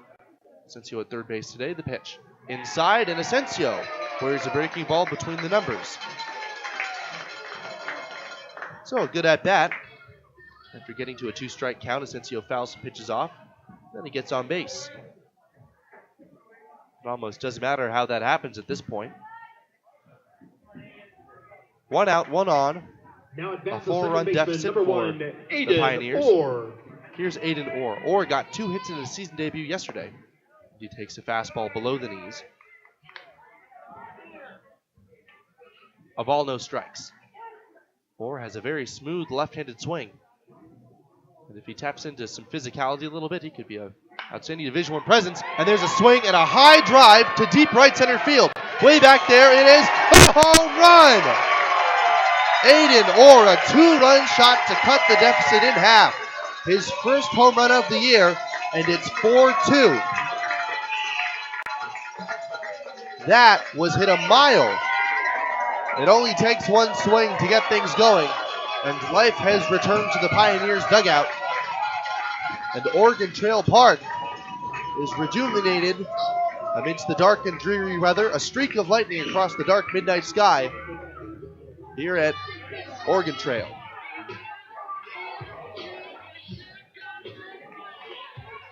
Wow, did he wallop that one? How's that for your first summer ball home run? And there's a swing and a miss by Jacob Lang. Jacob Lang. So, that's the first punch landed by the Pioneers as Lang swings and misses at another high breaking ball. And it's 0-2. 2 runs across for the Pioneers on the 2-run blast by Aiden Orr. That has halved the deficit here. The pitch is a high fastball popped high in the air, up into the twilight. It's the pitcher in fair ground. It is Miller who reaches up and makes the catch right in front of the home plate dirt. So no dice that time for Jacob Lang. So that'll bring up Bannister. Bannister's struggles have continued. He has yet to record a hit, and he struck out 6 times over the past few games he started. And now on the first pitch, he pops it high in the air. The first baseman's really struggling with it. Now the second baseman is collided with. Hansen on the edge of the infield grass manages to hang on as Tate comes up from behind him and gently bowls him over. Nonetheless, it'll be a P4, and Bannister's struggles continue. But 2 are across to score on one big swing of the bat by Aiden Orr. We head to the 5th inning. It is 4-2, the Pios trail on the West Coast scoreboard. In the bottom of the 4th inning, there were 2 It's runs time to left, change up your no pizza errors. nights because The Papa score Murphy's now now is offers 4, calzones. Whether you and try their Pios Buffalo 2. Ranch chicken, pepperoni, and mozzarella or create your own, each one is hand-braided and filled with the freshest ingredients tucked into their scratch-made dough. Then you bake it to golden perfection so you can enjoy it hot out of your oven. It's the perfect addition to every take-and-bake occasion. So get your hands on a calzone today from Papa Murphy's. Order now at papamurphys.com.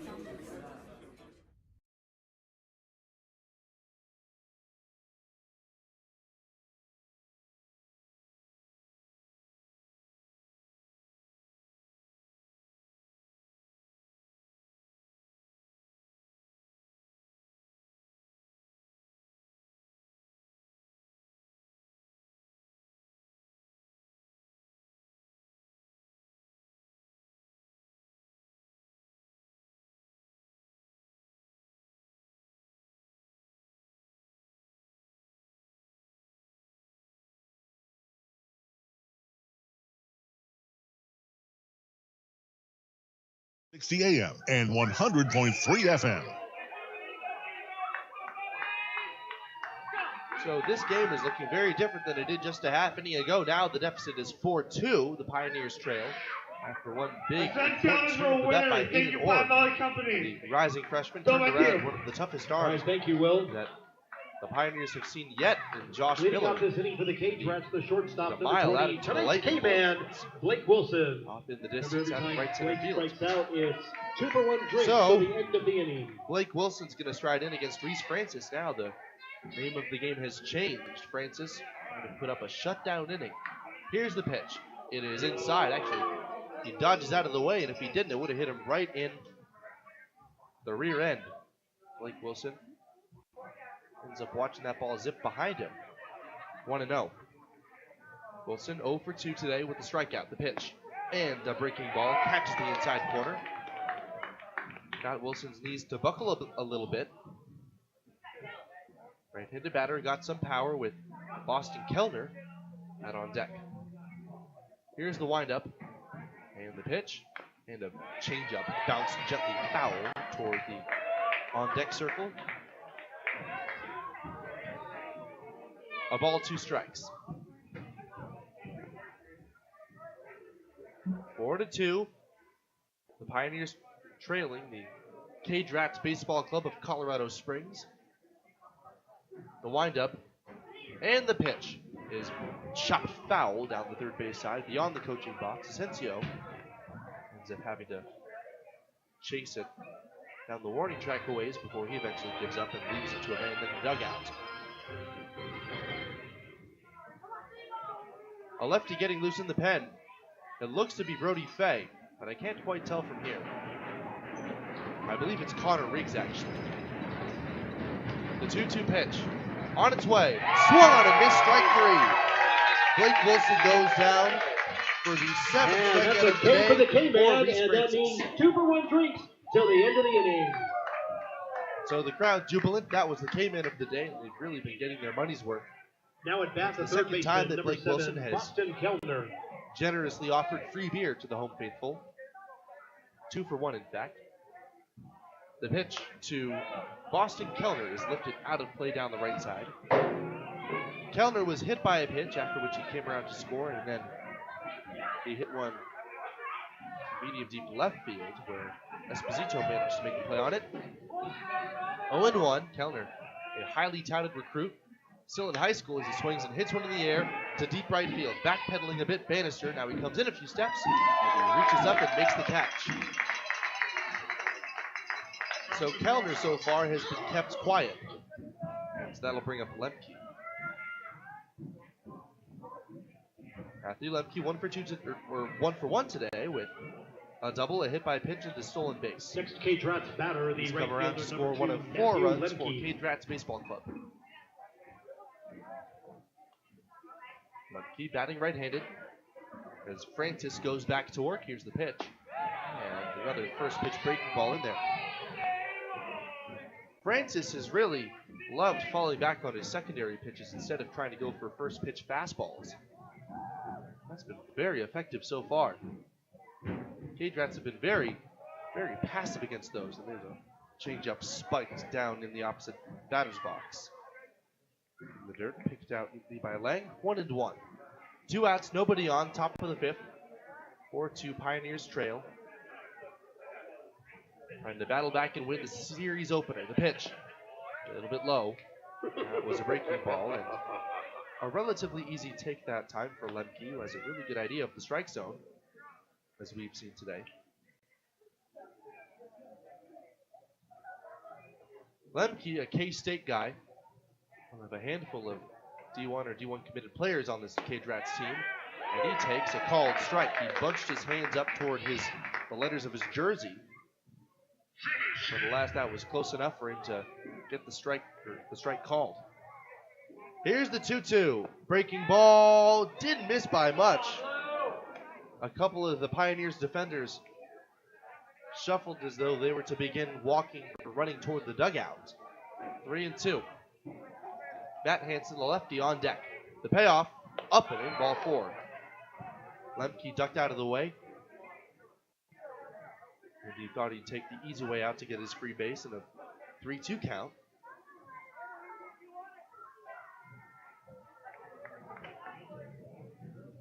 So, that's actually the first walk allowed by now at bat, the second right-hander, baseman, number 28, Reese Matt Francis, in his Hansen. 5th inning of work. His first was by far his most turbulent, but he has settled in nicely since.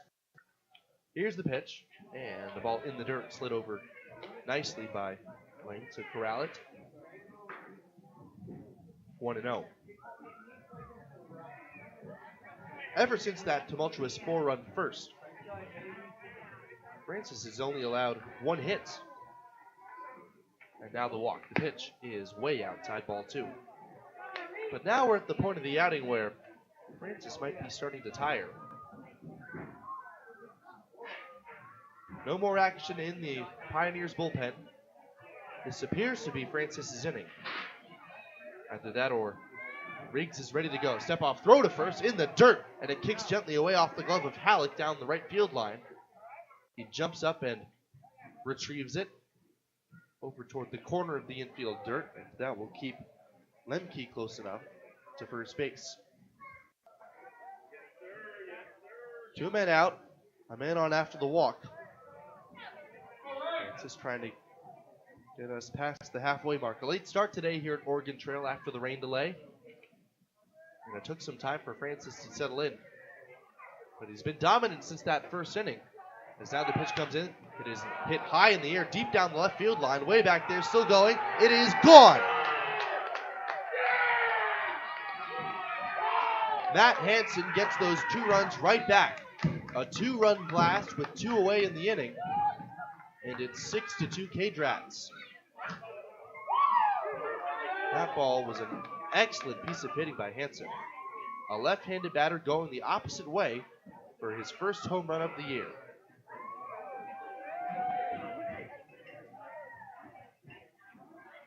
So that will unfortunately spell the end of the outing for Reese Francis. He ultimately allows 6 earned runs, although the middle of innings of his performance are something to look upon and build off of. Not the way he wanted to end his outing today, but unfortunately that's how it ends. And Connor Riggs will come in for the Pioneers.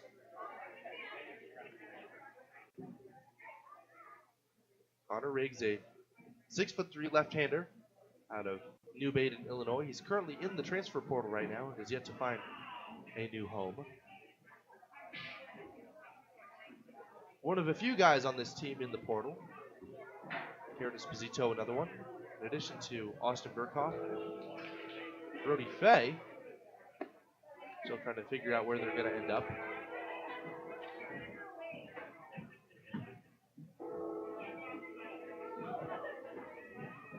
So 2 men out and now nobody on. Riggs will come in. Let's try to dig up some of his numbers from college.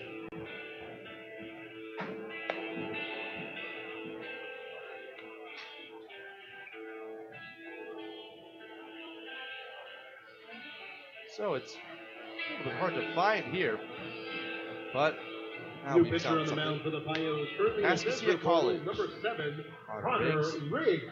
Left-hander. Entering his freshman year, rather coming off this freshman year, let's take a look at some of his stats this year. He played in 15 games, so he's listed as more of a defensive replacement there. Here we go. Pitching stats. His numbers, unfortunately, are not all that savory. But he had some pretty good moments as a reliever after he was slowly stretched out over the course of the year. One of his longer outings against John A. Logan College was really good. 1 run allowed in 4.1 innings pitched. So he certainly had his moments, although his career numbers are not all that savory, despite it being a very newly born one. Now up to bat, the first baseman, number 22, He'll face the Ben right-handed Tate. batting Ben Tate. 6-2. The CageRats have re-extended their lead, and there's a pitch missing high, a fastball.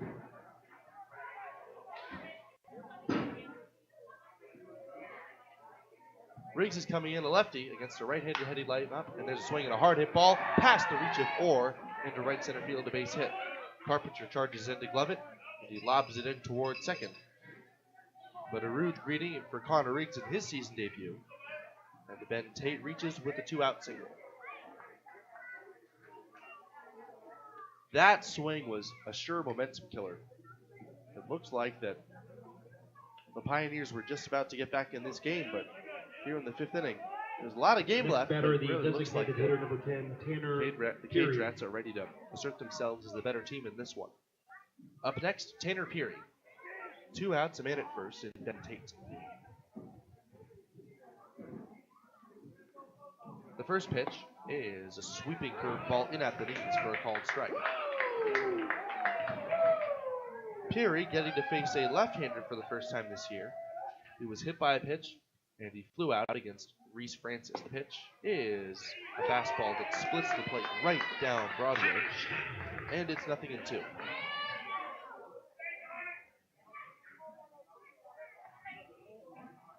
Here's the stretch. A highlight kick and pitch is called strike 3 at the knees. A breaking ball that is right on the block of the inside corner. So Riggs allows the 1 hit and then strikes his first man out. We head to the last of the 5th inning. 2 across on 2 hits, and a big swing of the bat by Matt Hansen spells the end of Reese Francis' outing. 6-2 the Pios trail on the West Coast At the top of the 5th, there were 2 runs on 2 hits and no errors. Look like a team, work like a team with professional uniforms from Ideal Linen and Uniform. Shirts, pants, coveralls, lab coats, scrubs, cook shirts, aprons, and much more. Ideal also offers flame retardant garments and feature the Ideal Connect tracking system. So when your uniforms are sent to laundry service, they will be tracked and returned professionally, cleaned and pressed. For a free quote to see an entire line, go to ideallinen.com or stop by 506 South Beltline Highway in Scottsbluff. Locally owned and operated for over 100 years. Advantage Chiropractic and Acupuncture in Scottsbluff supports the Western Nebraska Pioneers, treating your chiropractic needs from newborn to 100 years old. Dr. Levi Boland can treat all your hurts, pains, aches, and injuries. If you're experiencing pain in your head, neck, shoulders, arms, mid, or lower back, or down your legs, call for an appointment today. Advantage Chiropractic is also fully certified with Optum VA. If you know a veteran that needs chiropractic care, call Levi today. Advantage Chiropractic and Acupuncture, 308-633-1425. Go Pios. The lot is filling back up at Ryan's Welding and Trailer Sales in Scottsbluff. Lots of options from dump trailers and bumper pull dumps to equipment tilt, super wides, car haulers, and utility. Ryan's is also a full-service welding and fabrication shop. Stop by 1110 Avenue B in Scottsbluff or call 308-575-0710 to find what you're looking for. If it's not in stock, they'll get it for you. Let these hardworking PJ trailers go to work for you. Built in Texas to hold up to the hardworking professional using them. Come see the quality for yourself. KNEB 960 AM and 100.3 FM. Halfway through this one at Oregon Trail Park, we got off to a late start following a brief rain delay. It was showering for the first couple of innings, but now the rain has given way to a clear-looking night sky, although I'm sure it's overcast once you get up high enough. Garrett Fisher, a right-handed batter, takes a strike, and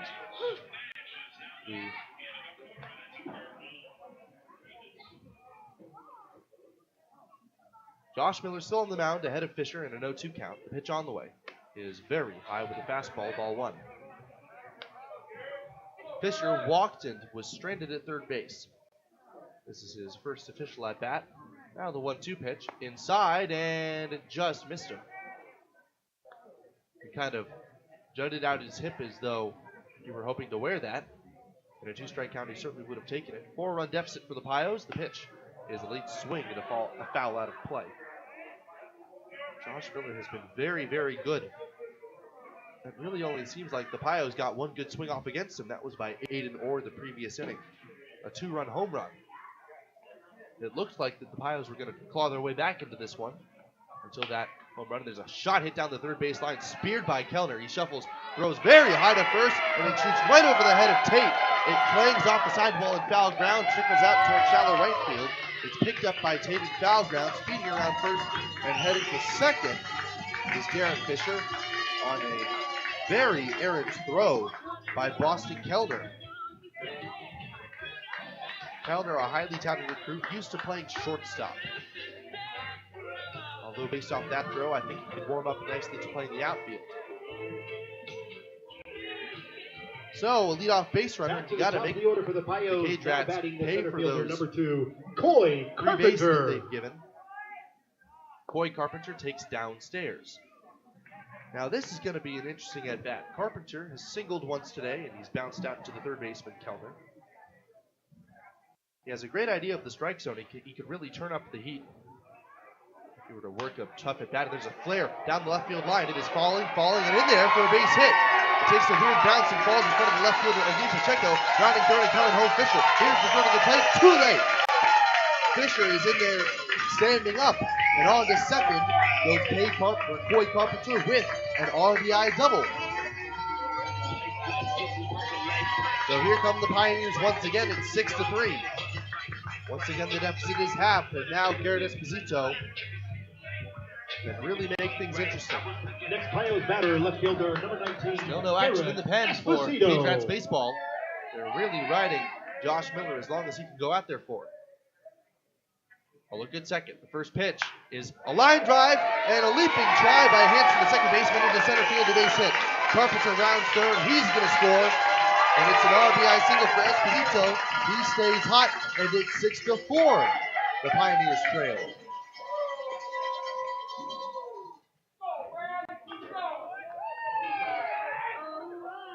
So now Brad Halleck. Halleck has had a rough day against Josh Miller. And now he's going to try to sort things out. Now at the plate, first baseman, number 27, Brad Halleck. Halleck, a big, strong right-handed batter, is the tying run. The first pitch inside. For ball one, that was a fastball that nearly clipped the red part of his white jersey. The red letters, that is. The pitch in the dirt, and it gently kicks away from the catcher Carlson, but it stays close enough that Esposito, despite his speed, will not advance. 2 runs in for the Pioneers. Once again, the deficit down to 2. Miller sets. The slide step and the pitch. Off the outside corner. 3-0. Esposito, after singling home a run, walks off of the first base bag. Tate is holding, and Miller is pitching. And that is a generous called strike. Didn't have to be. A fastball down around the knees on the outside corner.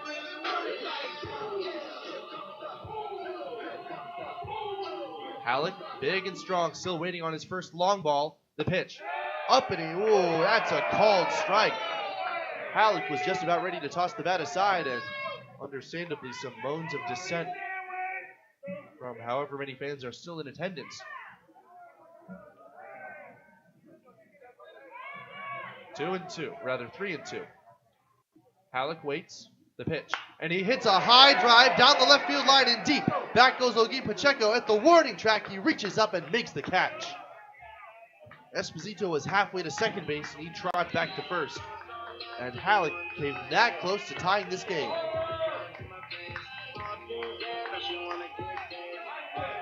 For a moment there, it looked like Halleck the shortstop, would have number been the 11, beneficiary Hunter of McCullum. that generous strike call or 2. But instead, he is saddled with the loud out number 1. Now, Hunter McCullum. Infield playing for a pair. Boston Kellman, the third baseman, in with his toes touching the grass. There's a swing and a miss on a fastball down in the strike zone, 0-1. The pitch on the way, and a foul off the hands of McCullum. Miller is attacking him, and McCullum is attacking right back. 6-4, the Pioneers trail. McCullum just trying to keep the line moving ahead of Michael Asensio. Esposito at first. 1 man out. The pitch is swung on and barely hit foul. A very off-balance cut that time from the infielder McCullum.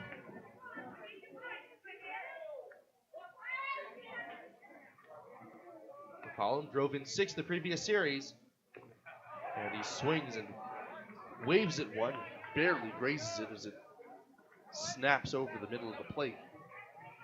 Still 0-2. McCullum is in swing mode. He has to be careful that Miller just doesn't throw one at the level of his eyes.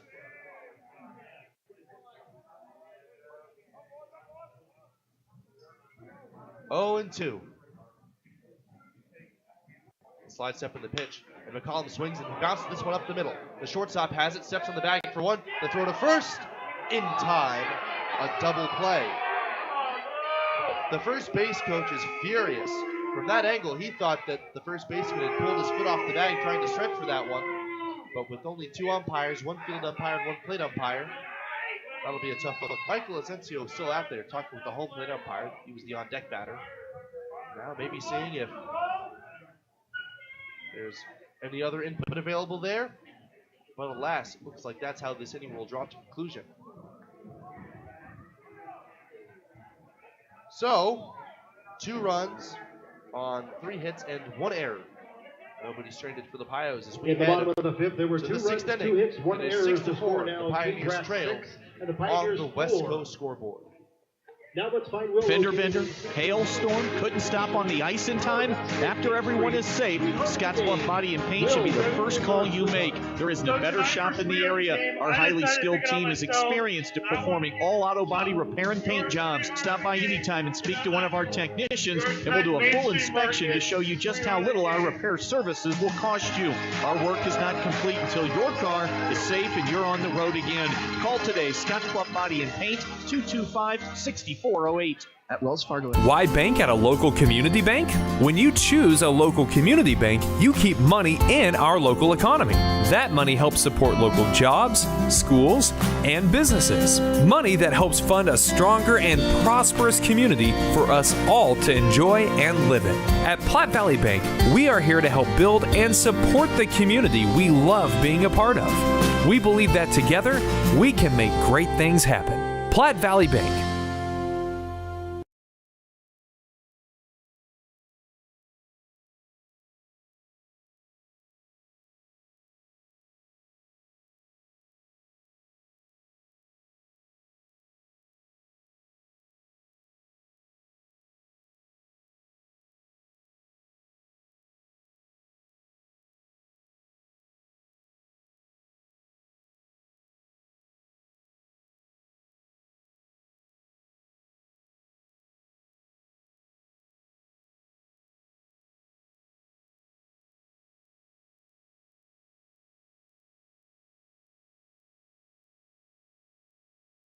The breaking balls, one getting the zone and one missing, to Nick Carlson out of the left hand of Connor Riggs.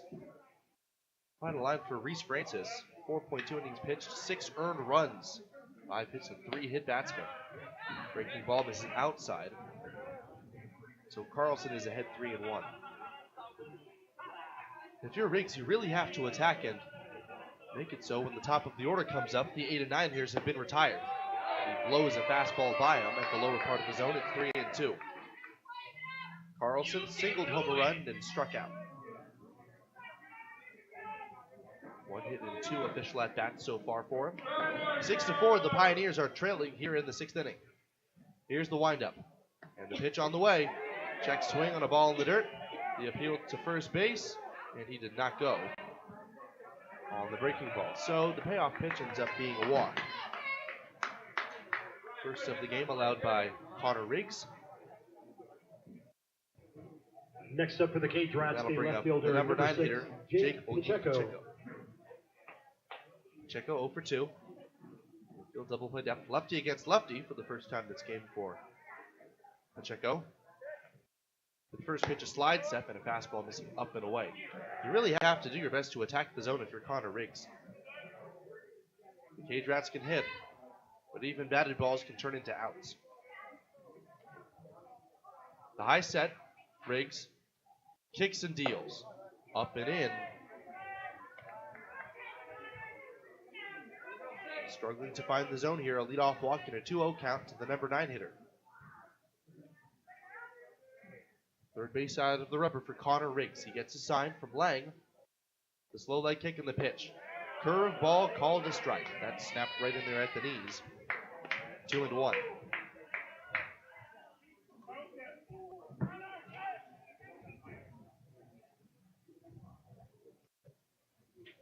Carlson at first, nobody out. The pitch.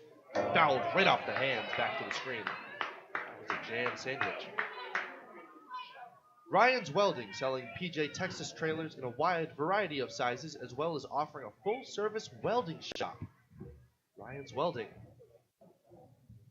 2-2 the count to Jake Olguin Pacheco. The pitch. Breaking ball high and tight. Riggs has displayed much better command of that pitch. That one didn't miss by a whole lot either. 3-2. Another payoff. The slide step and a swing and a miss. Strike 3. That was a high fastball. And Pacheco chased after it. Second strikeout for Connor Riggs. A lot of barking coming from the home supporters. Top of the order for the CageRats, the center fielder, number 13, Surprise, Holden Yatzlaw. Not often you see the crowd being raucous after a strikeout. In that sense, anyway, there's a breaking ball high and tight to Holden Yatzlaw. Yatzlaw today has doubled and to come home to score. Left-handed batter, left on left again, and there's a kick and throw to first. And diving in safely is Jake Olguin Pacheco. 1 out, runner at first. 6-4, the Pios trail here in the 6th inning. Riggs relieved Reese Francis, and there's a swing, and he makes the snap to the first, and they got him. What a play by Lang. After the pitch came in, he snapped the throw with Pollock holding the runner on, and Nick Carlson was caught off guard.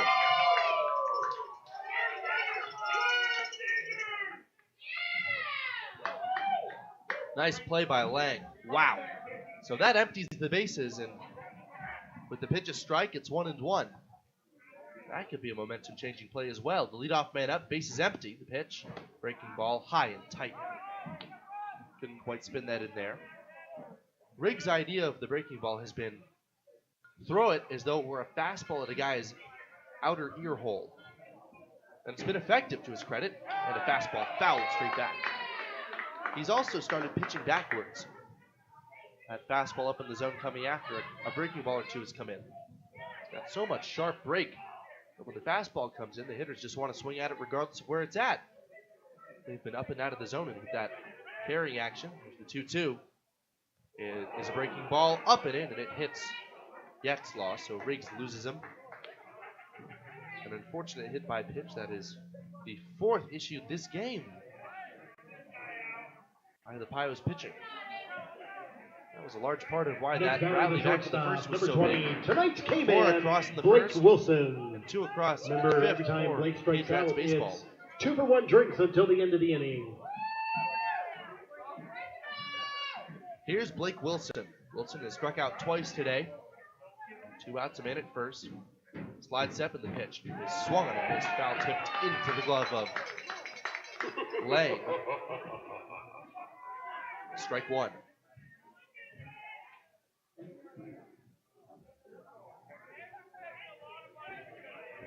No action still down in the CageRats bullpen, possibly a byproduct of their lack of personnel. There's a shot towards center field. Over goes Carpenter, and he leaps up and makes the catch.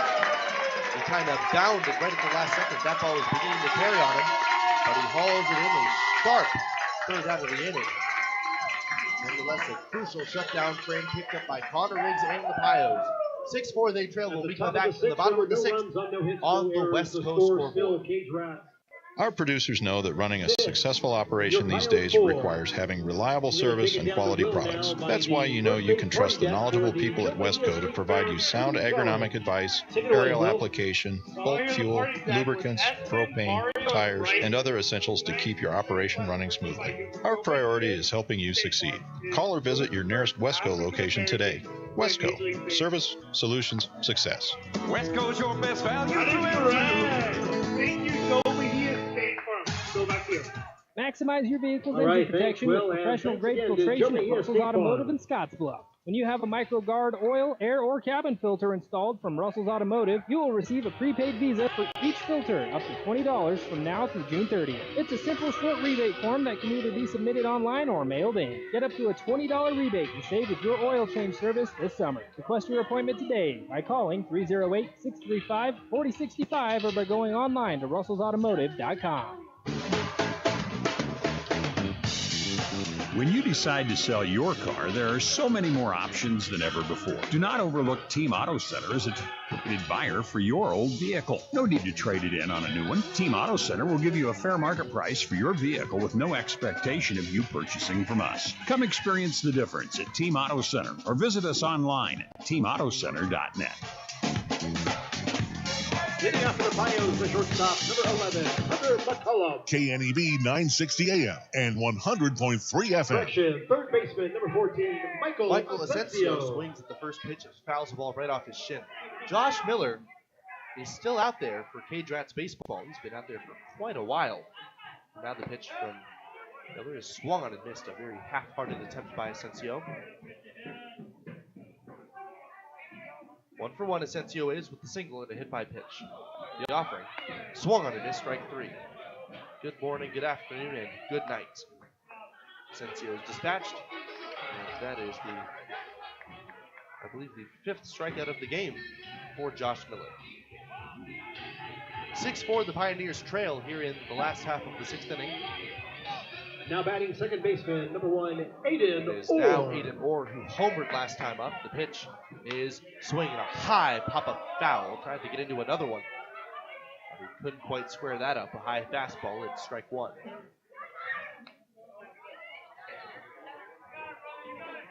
The Pioneers have come roaring back in this one. They have cut the deficit down to 2 with scoring 2 in each of the past 2 frames. Miller shakes off his catcher twice. Now he pitches. Change up outside and high. A very easy take for the young and very talented Aiden Orr. A quick 1-1 pitch, and there's a swing and a miss. He was all over the fastball, but just kind of got on him too fast. Jacob Lang waiting out on deck. 1 out, nobody on the pitch. On the way, breaking ball outside. Not quite close enough to get even a generous strike call. Or waiting. Slide step and a fastball is outside ball 3. Josh Miller is pitching as though the team bus is going to leave without him. Already he gets a sign, and he throws the payoff pitch way outside ball 4. So Orr is aboard for the second time today. That'll bring up the tying run and Jacob Lang.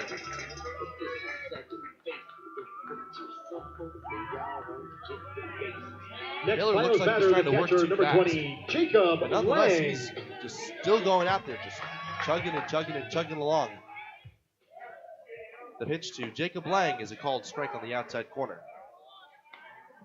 Lang 0 for 2 today against Miller. This early in the season, it's still surprising to see a guy go out there for as long as he's been. There's a ball missing a little bit low. Fastball, a couple of inches below the knees. 1-1. Infield playing for a pair. There's a ball reached for and missed. Half-hearted attempts again by Jacob Lang. Josh Miller has made some very good hitters take very bad swings. 1-2. The stretch. Breaking ball swung on and missed. Waved at that one and was very off balance. Jacob Lang is dismissed. Strikeout number 6 for Josh Miller. Now at the plate, right Up fielder next, number 29, Bannister. Jacob Bannister. Bannister, sporting no batting gloves despite the wet conditions, takes a strike. And a generous one at that on the outside corner. 2 outs, a man on. 6-4, the Pioneers trail here in the home 6th. Slide step in the pitch. And a high pop-up in foul ground. Kellner, in toward the warning track, is going to watch this one land out of play. Just a few meters beyond his reach. That foul ball brought to you by Extreme Dance. Train Systems. It's a sweet hall in this sweet community. DriveTeamGreen.com. See that link? Trans Systems.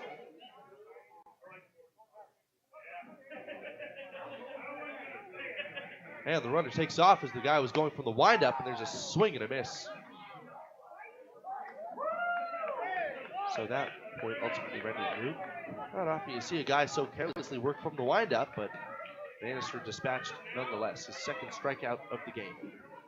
So we'll walk into main left and 3 strikeouts for Josh Miller as we head to the 7th inning. 6-4, the Pios are trailing on the West Coast scoreboard. CageRats 6. And your Julie Oil has score. provided great service since 1968. You can find us located at 2475 North 10th Street in Erie. Hi, this is Brian from Julie Oil. With springtime fast approaching, we have hydraulic, coolant, engine oil, and grease in stock. Our drip oil and blue ribbon depth comes in a variety of sizes, from 2.5 to totes. Delivery available. So for all your ag, commercial lubricants, and fuel needs, trust the folks at Julie Oil. Thank you for your patronage. Julie Oil. Who is Hydrotex? Hydrotex manufactures and distributes over 300 different high-performance lubricants, including fuel conditioners, hydraulic and transmission fluid, and more. We've been helping customers improve their operations for more than 80 years with products made in the USA. We sell directly to customers and can even deliver right to your door to offer excellent service and value. Our products are made to exceedingly extend drain and grease intervals to reduce maintenance and labor costs to improve the budget. Whether you're in a factory, farm fleet, or like to go fast, Hydrotex is here to help. Visit your local Hydrotex dealer in person or online today.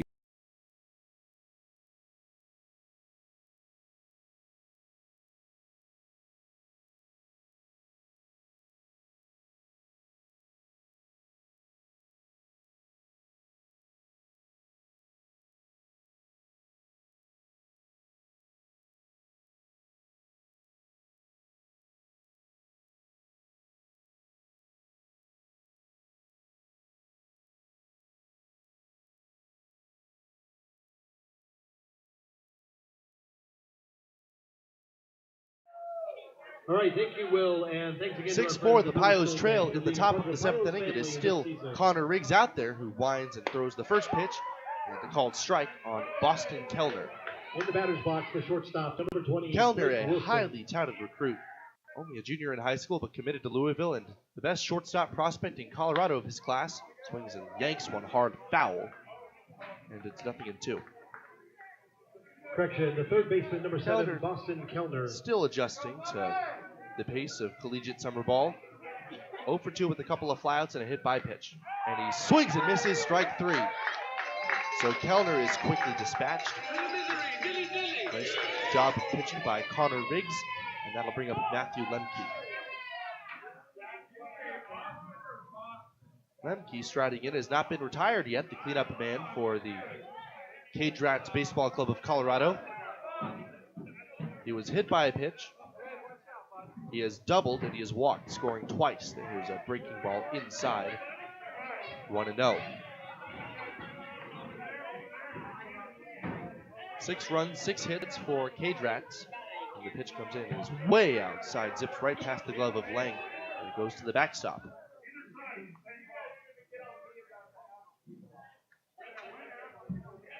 I understand the idea of being careful to Matthew Lemke. With the bases loaded, or the bases empty rather, it's called strike and breaking ball. I'm going to attack him a little bit more.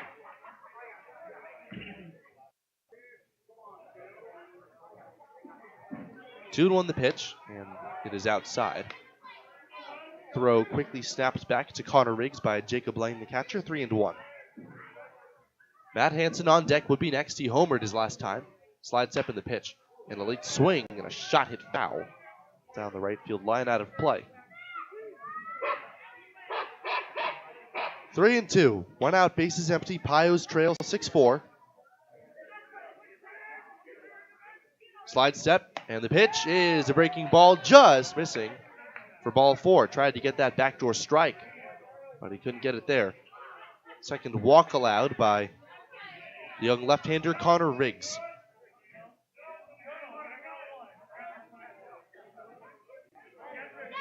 Next batter for the CageRats, second baseman, number 28, Matt Hansen. So now it'll be Matt Hansen. Hansen went the opposite way and knocked Reese Francis out of this game, and he takes a high strike call at the top of the zone with the fastball, 0-1. Here's the high set. And the pitch, breaking ball, and a hard hit ball, and a nice stab by Orr. He throws a second in time for 1. What a play by Orr. He was ranging far to his left, and he still chose to spin around and make an attempt at the lead runner. His throw this time was very accurate, and as a result, it'll be a fielder's choice, and Matthew Lemke is kept from reaching scoring position.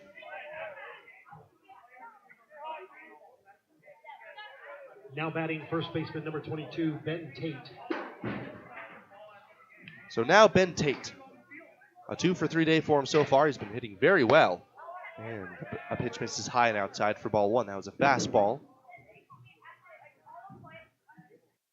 Matt Hansen, kind of a threat to run over there. Wouldn't be surprised if he decides to test the arm of Jacob Lang. Slide step in the pitch, way outside. Almost a pitch out there.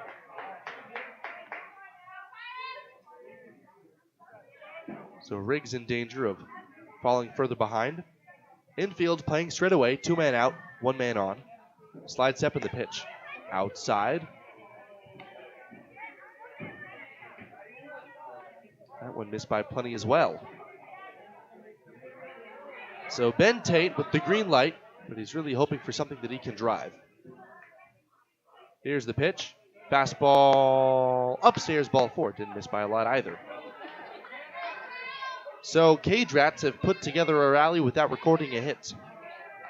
2 runners on and 2 men out for Tanner Peary. Designated hitter number 10, Tanner Peary. It's the third walk allowed by Connor Riggs. He sets, trying to work around the right-handed batting Peary. The first pitch, fastball in there for a called strike. That pitch wasn't there a second ago, but Riggs will certainly take it. Viaero Wireless, hometown roots, global reach. Viaero Wireless, Scottsbluff. A look at second. Now the pitch. Breaking ball upstairs. That went almost in an identical location, but this time the lefty Riggs could not get the call. Nick Carlson out on deck. Peary, who today is hitless, in to hit. The pitch. And a late swing and a foul back to the screen. A high fastball up over the outer half. 1-2. All right, a big pitch coming here in the 7th. 6-4. The CageRats are out in front. Now, here comes Connor Riggs. He sets. The pitch. The runner from second goes, swing, and a fly ball out of the right center field. Carpenter racing over, still going over. He reaches up, and he makes the catch. Tumbling to the ground after Bannister came racing over and nearly took him out of the legs. Nonetheless, Carpenter manages to hold on, and it's time to stretch with the Pioneers trailing 6-4, heading to the bottom of the 7th on the West Coast scoreboard. 6 and your Pios 4. Advantage Chiropractic and Acupuncture in Scottsbluff supports the Western Nebraska Pioneers, treating your chiropractic needs from newborn to 100 years old. Dr. Levi Boland can treat all your hurts, pains, aches, and injuries. If you're experiencing pain in your head, neck, shoulders, arms, mid, or lower back, or down your legs, call for an appointment today. Advantage Chiropractic is also fully certified with Optum VA. If you know a veteran that needs chiropractic care, call Levi today. Advantage Chiropractic and Acupuncture, 308-633-1425. Go Pios. The lot is filling back up at Ryan's Welding and Trailer Sales in Scottsbluff. Lots of options from dump trailers and bumper pull dumps to equipment tilt, super wides, car haulers, and utility. Ryan's is also a full-service welding and fabrication shop. Stop by 1110 Avenue B in Scottsbluff or call 308-575-0710 to find what you're looking for. If it's not in stock, they'll get it for you. Let these hardworking PJ trailers go to work for you. Built in Texas to hold up to the hardworking professional using them. Come see the quality for yourself. Buyers Realty has been helping people in the community find their dream home since 1994. If you're looking to buy or sell your home, our friendly team will put in the work to reach the finish line. We also do property management for buildings in Scottsbluff, Gearing, and beyond. You can find an extensive list of our properties by visiting our website at callbuyersrealty.com or visit us at our Scottsbluff offices on Avenue B, next to Bumper to Bumper. Panhandle's best, Buyers Realty. Community strong, community proud. We have what you're looking for. Number 8, Garrett Fisher. KNEB 960 AM and 100.3 FM. Last of the 7th, Garrett Fisher takes way outside.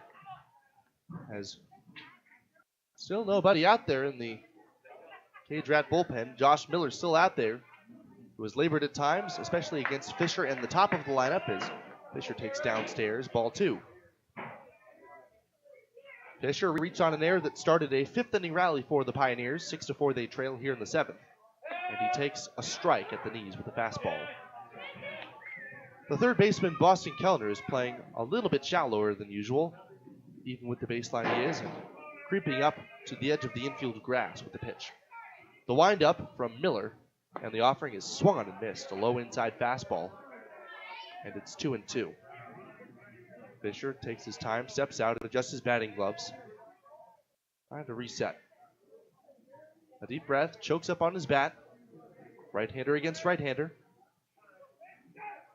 The 2-2 pitch. Way outside. Skips into the opposite batter's box and right past the outstretched glove of Carlson, the catcher. Zips to the backstop. It's 3-2. It appears pitch count is of no object, so it's important just to get on base, get the barrel to the baseball. The 3-2. Up and inside, ball 4.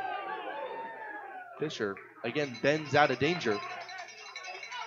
So now the Pioneers have a leadoff man aboard, and now Coy Carpenter is the tying run up to the plate. Carpenter has singled and doubled today. He is one of the few guys to have put together consistent contact against Josh Miller. Infield playing for 2. Boston Kellner drawn in right on the edge of the infield grass. The first pitch is swung on and bounced to the left side. Could be a pair. Wilson, the shortstop, throws low to first, and it's picked out of the dirt, but too late. That one was kind of a slash. The grass killed it enough so Wilson, the shortstop, couldn't make the play. He charged it, threw across his body, and although it was picked out by Tate, preventing the runner from advancing further, Garrett Fisher advances to scoring position. So now, I thought for a moment that the head coach of CageRats baseball was going to have a word with the pitcher and possibly a mound visit there. It is the time of game where you'd expect a pitching change or two. But he is asking the field umpire to convene with home plate to see if the foot was on the bag. And now after a brief meeting between the umpires, he was confirmed to be safe. And the head coach still doesn't like it. Tad Rita, the head coach, still having some words of exchange with the field umpire. And now Garrett Esposito. No stranger to clutch home runs. He is the go-ahead run, and he swings and misses. A fastball over the inner half, strike one. Fisher, after the leadoff walk, is at second. Carpenter, after his third hit of the game, at first. The pitch, and Esposito takes a ball up and away. That didn't miss by a whole lot, but it evens the counts at 1. CageRats 6, Pioneers 4 here in the home 7th. A big at-bat coming here with Halleck, the power-hitting first baseman, on deck. The pitch, outside and low. 2 balls, 1 strike.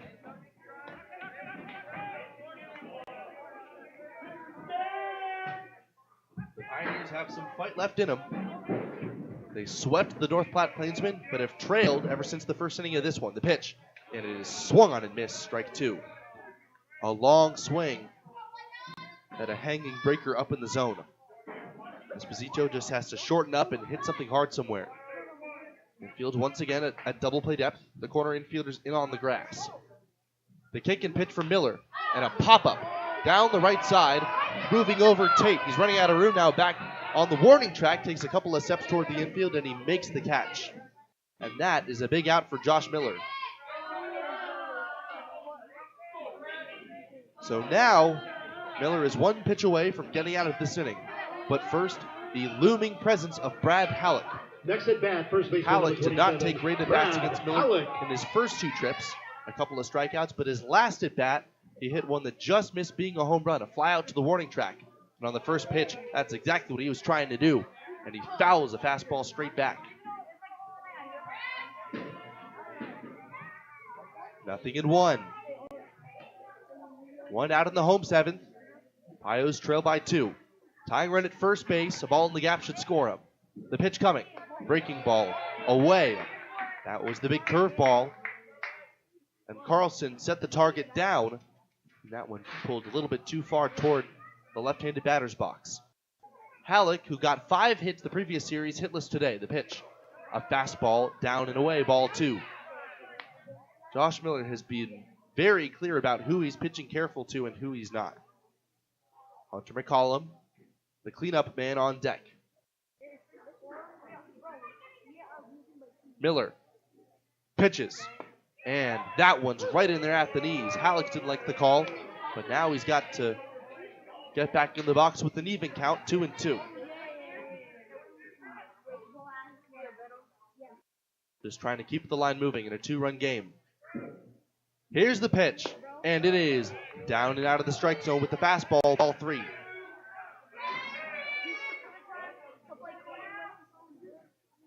A walk here would load the bases and put the tying run in scoring position. Halleck waiting. Miller looks at second, now pitches. Very high, ball 4. And that is going to load the bases. A nice at-bat for Brad Halleck. You don't need to hit to make an impact at times, especially if you have a good eye. And that will be the first mound visit of the inning. We're going to have to see if there are any changes made.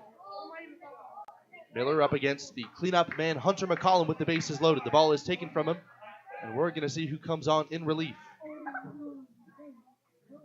It looks like it's going to be Lane Harris, a right-hander out of Hastings College, in the biggest spot this game. Josh Miller has thrown very, very well, allowing 4 earned runs over the course of the past 6 1/3 innings. There were times where the Pioneers looked absolutely overpowered, and instead they have to deal with the Hastings College right-hander, Lane Harris. What do we have?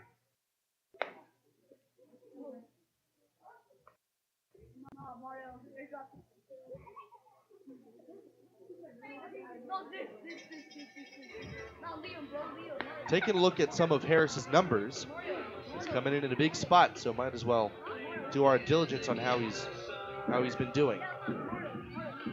A 6'1" freshman. Take a look at some of his statistics last year. None to be spoken of. He didn't play all that much. 6'1". We've already mentioned that. Out of Papillon, Nebraska. He is listed on this roster as strictly a right-handed pitcher, albeit there are quite a few of these players on the Colorado Springs CageRats that are either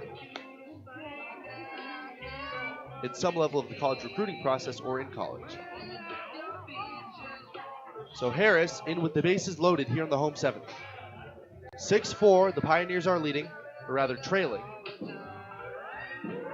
They have been leading each of the past 3 games for really the majority of the time. They trailed in yesterday's game. Now they were ultimately dominant number 11, Hunter McCollum. in their 3-game series sweep. So here's the first pitch. McCollum swings and misses on a high fastball. McCollum wasted no time, but Lane Harris gets that big first strike.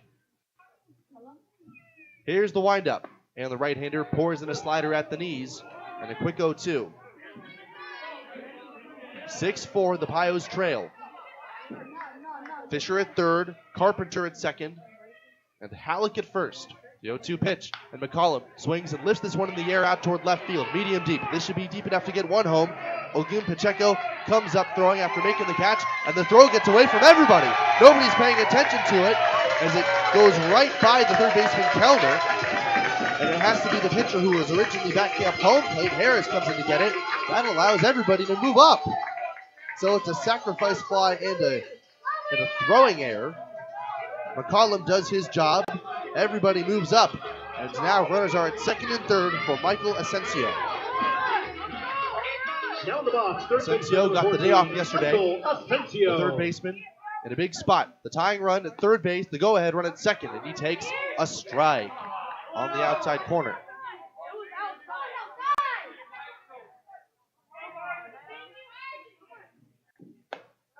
Here's the pitch, and that one is close, but it's ruled a ball. 1-1 to Asensio. 6-5, the Pios trail by 1. This is the moment to strike. The pitch, swing, and a pop-up out into shallow center field. Starting back now, racing in Yatzlav. Now he pulls up under it, and he's got it. And ultimately, the Pioneers cannot strike back enough to tie it. But now they trail by 1 as we head to the 8th. In the bottom of the 7th, there was 1 run on 1 hit and no errors. KNEB, 6-5, the Pioneers trail on the West Coast scoreboard. Dooley Oil has provided great service since 1968. You can find us located at 2475 North 10th Street here. Hi, this is Brian from Dooley Oil. With springtime fast approaching, we have hydraulic, coolant, engine oil, and grease in stock. Our drip oil and blue ribbon depth comes in a variety of sizes, from 2.5s to totes. Delivery available. So for all your ag, commercial lubricants, and fuel needs, trust the folks at Dooley Oil. Thank you for your patronage. Dooley Oil. We can sum up McDonald's new crispy chicken sandwich in one word: crispy. But also juicy and tender. Okay, it's crispy, juicy, tender. All one word? But then also pickle. Oh, and potato bun, which is 2 words.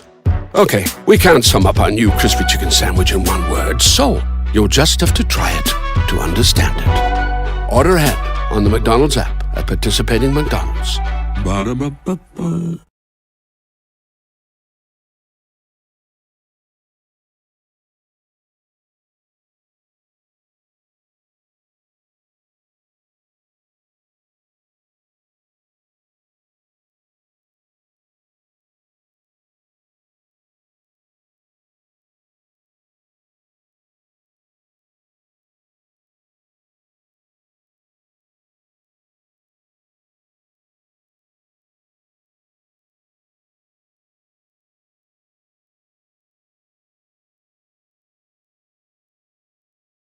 Here at Oregon Trail Park, live from the Logos broadcast booth. My name's Carson Trail. Stop into Logos, and the guys will custom design it, print it, and have it ready for the game. There's no job too big or small for Logos in downtown Gary. So now the catcher, it'll be Carlson leading off, and he takes down and in from Connor Riggs. It's ball one. 6-5, the Pioneers trail. All important to get that first out, and that was reached for and popped high in the air in shallow right field. Bannister racing in, and he gets there, and he overruns it, and he drops it. Starting around first and heading for second, the run to the throw in is not in time. Bannister came charging in from right field, calling off for the second baseman to get it. And by the time he looked up, he was already a foot and a half in front of where the ball landed. That is a crucial mistake to start things off ahead of Jake Olguin Pacheco.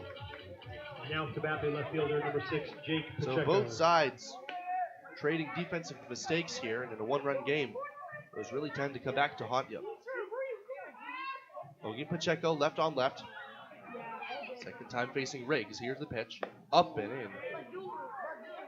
Has to get out of the way of that fastball. 1-0. Nick Carlson, the runner at second after the error. It's his third time aboard. Now the pitch. Breaking ball. Swung on and missed. A beauty. Breaking down and out toward the right-handed batter's box.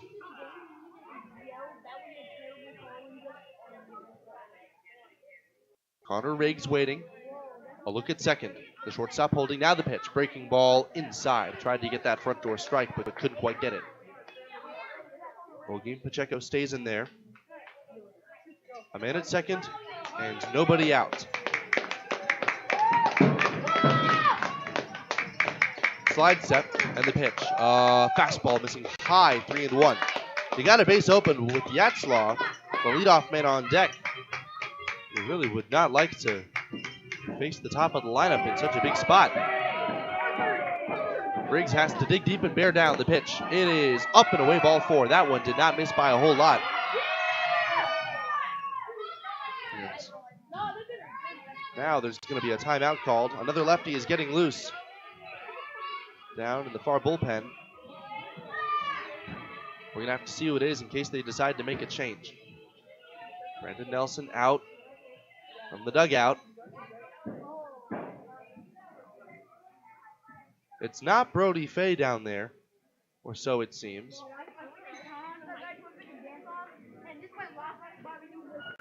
It seems to be Jacob Mead, a 6-foot Texas native from Montgomery, currently at the University of St. Thomas. Coach Nelson having a word. The infield is now converging here. A silence has fallen over the ballpark in anticipation. And he's going to leave Riggs out there. He has to bear down. But after the air and the walk, he's in serious trouble with the top of the order coming up. Yatzlaw doubled to start off the game, and since then is hitless with a hit by pitch. Back to the top of the order for the CageRats, the center fielder, number 13, Holden at Yatzlaw. Paris Junior College, strides in. Open stance, left on left. Infield double play depth, save for the second baseman or pulled toward the right side. The first baseman's playing in, and that is a square to bunt, a pop-up foul toward the Bud Light cart down the third base side. Holden Yatzlaw, one of the biggest at-bats of the game for the CageRats. 6-5 they lead, hoping to hand the Pioneers their first loss. Here's the high set. Riggs, the slide step, the pitch, and square to bunt. And the pitch is high, and Lang popped up trying to make a snap throw to second, but nobody was covering. McCollum broke toward third base, and now it's 1 and 1 strike. The first baseman, Halleck, is now playing well in anticipation. There's a swing and a miss. He did not show bunt that time, but he came up empty with the swing, so now we're going to have to see. If he wasn't bunting with 1 strike, what are the odds he'll bunt with 2? Connor Riggs up against Yatzlaw. The pitch, and it is swung on and missed. The ball gets to the backstop, which will allow both runners to advance, although the hitter is ruled out. So Yatzlaw ends up more or less doing his job despite striking out. A wild pitch, and some crucial insurance runs are now in scoring position. Next up for the CageRats, the shortstop, number 20, tonight's K-Man, Blake Wilson. Remember, when Blake strikes out, 2-for-1 drinks till the end of the inning. 1 out, runners at second and third for Blake Wilson. A couple of times he's had his tickets punched today. Infield playing in, trying to cut down that possible 7th run at home plate. That simplifies Wilson's job. All you got to do is hit the ball hard. The pitch in the dirt, smothered by Lang after it kicks gently out in front of home plate toward the third base side. 1-0.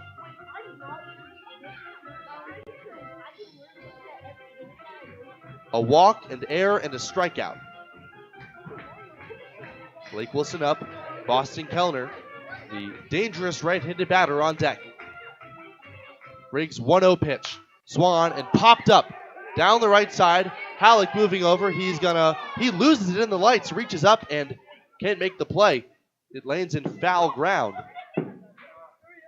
So that's an unfortunate turn of events for Riggs. Although if Halleck, with his momentum moving away from home plate, it might have been an opportunity for the speedy runner at third, Nick Carlson, to try to challenge him and make him make a perfect throw.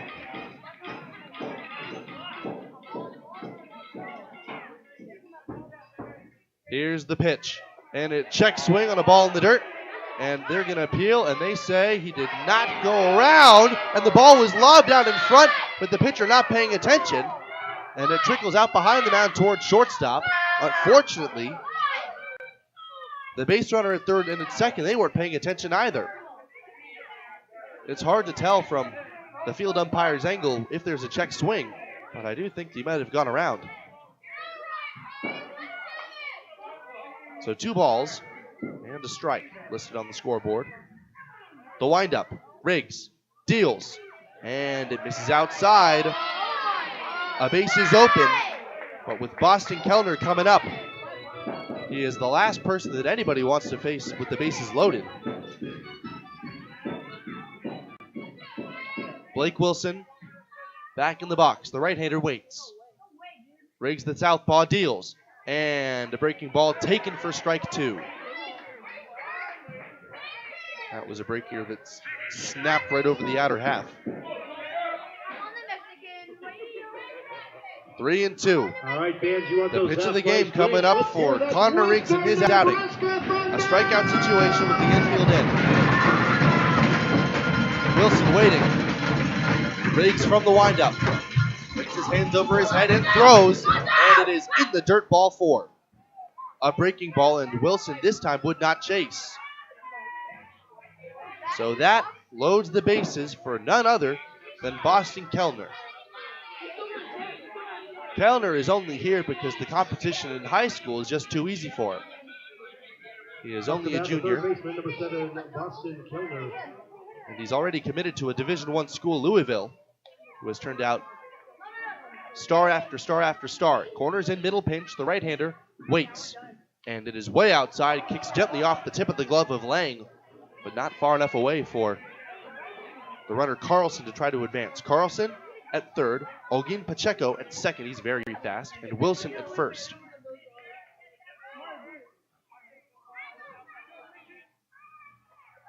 Riggs adjusts his grip and pitches. And a strike on the inside corner. It didn't have to be, but Riggs could use every break that he gets. Bases loaded. A 1-run game. The Pios trail 6-5. Top of the 8th inning. Here's the pitch on the way. Breaking ball outside. Didn't miss by much. 2-1. Riggs out of options and out of places to put him. The lefty that was once in the bullpen is left and is now ready. Riggs delivers his 2-1 and a foul back to the screen. A fastball in on the hands of Kellner.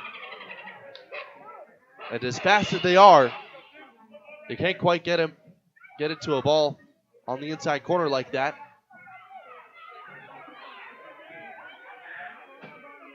A 2-strike count, an opportunity for a crucial K. Here's the pitch. In the dirt with the breaking ball. And these CageRats hitters just aren't chasing that anymore. 3-2. A walk forces home a run. A strikeout brings up Matthew Lemke, the toughest out for the CageRats today. The payoff is bounced, chopped to third, behind the bag, and it gets over the top of the glove of Asensio. 1 run scores. McCollum backing up the play, overslides it.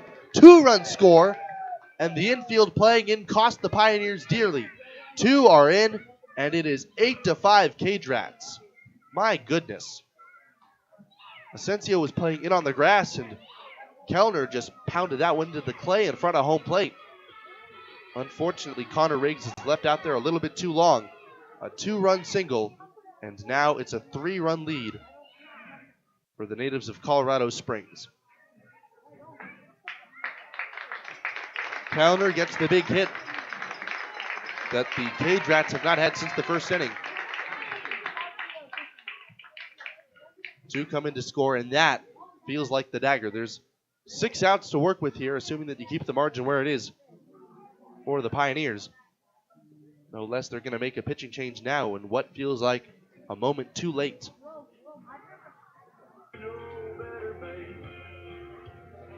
So, on the hill for the Pioneers after the second pitching change of the day. Have the name to you in just a moment. It looks as though it's going to be Jacob Mead. Jacob Mead, a lefty from Montgomery, Texas, University of St. Thomas Jr. Taking a look at some of his numbers we'll have in just a moment. Live in the Logos broadcast booth, I'm Carson Trail.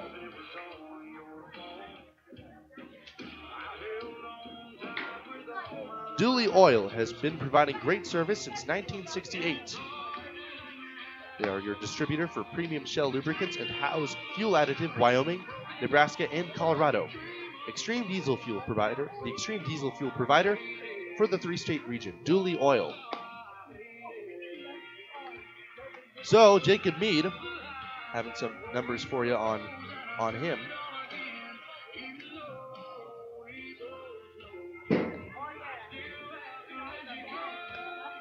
So he's been something of a journeyman, as it seems, settling in at the University of St. Thomas. This season, he's thrown 16 innings with 8 earned runs, but 25 strikeouts. So he would have been an ideal option in a strikeout situation like the previous at-bat. But now he's just trying to get everybody through to the last of the 8th inning and keep the deficit right where it is. The Pios just have not quite been the team they were the past 3 games against North Platte. They're staring their first loss right in the face. Mead, the lefty, throws very hard, despite only being 6 feet tall. So he will face Matthew Lemke. Now pitching for the Pioneers, Jacob Mead. Lemke, who today has walked twice, been hit by a pitch, and doubled. And up for the CageRats, number 2, Matthew Lemke. Lemke, a right-handed batter against the new lefty Mead. Here's the stretch. The first pitch way outside. That fastball has a lot of life and some arm side run, but what good does it do if it's not near the strike zone? 2 runs in already, 2 crucial ones at that. Wilson at second, Kellner after the 2-run single at first. The pitch on the way, in the dirt with the sinker, 2-0.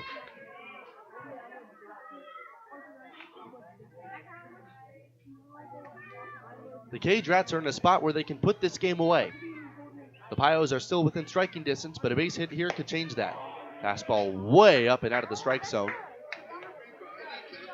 And right now, the distance between Jacob Mead's pitch and the intended target can be measured in feet. 3-0. A base open, but Matt Hansen, a formidable right-handed batter, on deck. The pitch is below the knees, ball 4. That one was competitive, could have gone either way, but when you miss so badly with the offerings prior, that really tends to put a damper on your favorability in the eyes of the umpire. So the bases are reloaded. Hanson, a left-handed batter, I stand corrected, is up at bat 1 for 4, but the one hit was a home run. Left-hander against left-hander, the first pitch, and a beautiful breaking ball in there at the knees. That's kind of a different shape than one would expect out of the left-handed Meade. He has a high 3/4 release, but that breaking ball almost like a 12-6 pitch. All three runners take their leads. Here's the stretch, and another breaking ball in there for strike 2. So Meade has missed badly with the fastball in his previous hitter he faced, but now a couple of nice breaking balls and he's ahead of him. Here's the pitch, and it is swung on and missed, strike 3. Blew a fastball right by him for out number 2.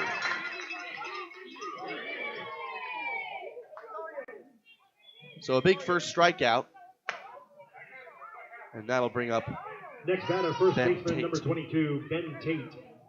Tate, 2 hits and a walk in 3 official at-bats. The pitch on the way is swung and missed, and that gets away from Lang. Here comes the runner home from third, and there will be no play. That's smarts. That was a sword swing and a miss on a ball in the dirt. It clanged off the knee pad of Lang and trickled out toward the backstop. That allows Wilson to cross the plate, and the other 2 runners, Kellner and Lemke, to advance into scoring position. So a wild pitch. And now it's 9-5 CageRats. The pitch is popped foul out of play. 0-2. That foul ball brought to you by Extreme Dance.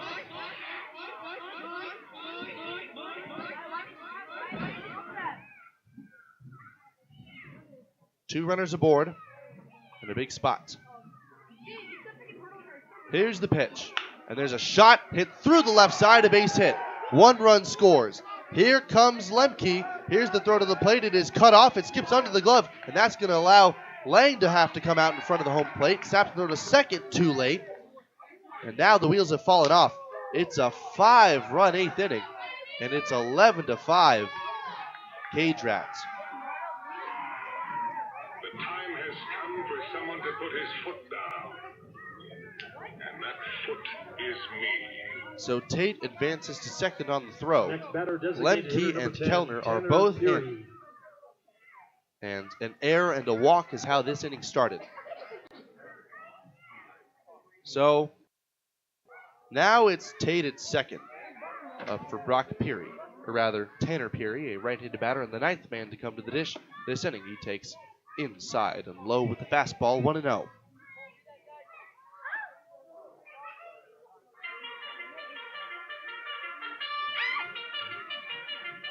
Jacob Meade, who's had his share of wildness here, pitches. And a beautiful breaking ball in there for a called strike 1. So it's never been a matter of stuff for him. It's just been a matter of control.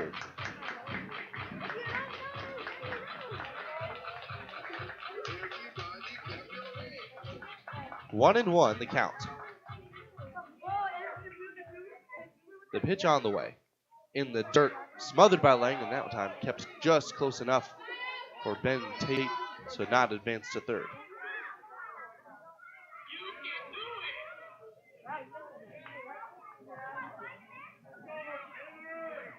(11-5). The CageRats have put up 5 here this inning.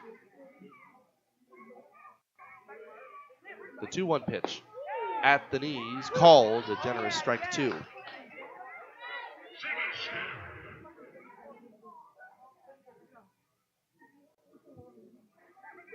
Jacob Meade trying to finally wrap up at the top of the 8th.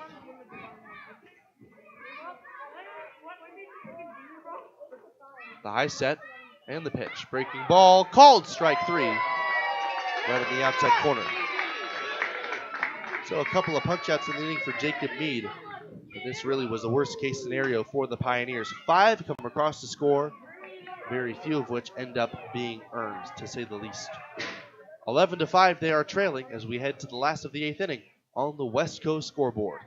Top of the 8th, we had Advantage 5 runs on 2 Chiropractic hits and with 1 Acupuncture run. in Scottsbluff supports the Western Nebraska Pioneers, treating your Well, chiropractic it's time needs to from join the newborn to Pioneer 100 Nation. years Our old. staff and our Dr. players Levi in Bolin singing can treat all your hurts, pains, Caroline. aches, and injuries. If you're experiencing pain in your head, neck, shoulders, arms, mid, or lower back, or down your legs, call for an appointment today. Advantage Chiropractic is also fully certified with Optum VA. If you know a veteran that needs chiropractic care, call Levi today. Advantage Chiropractic and Acupuncture, 308-633-1425. Go Pios.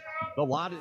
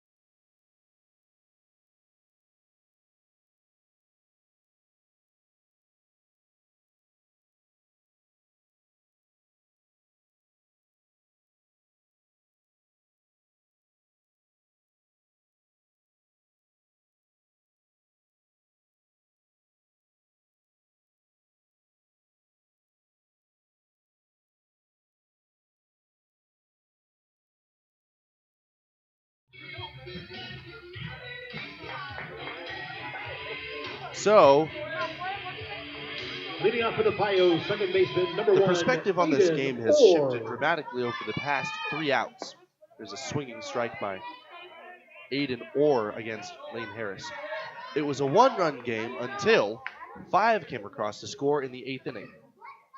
Of course, that was for the CageRats. So now the Pioneers trail by 6 as Aiden Orr takes the ball in the dirt. And that got a piece of the home plate umpire, prompting a visit from the catcher to the pitcher just to buy him some time.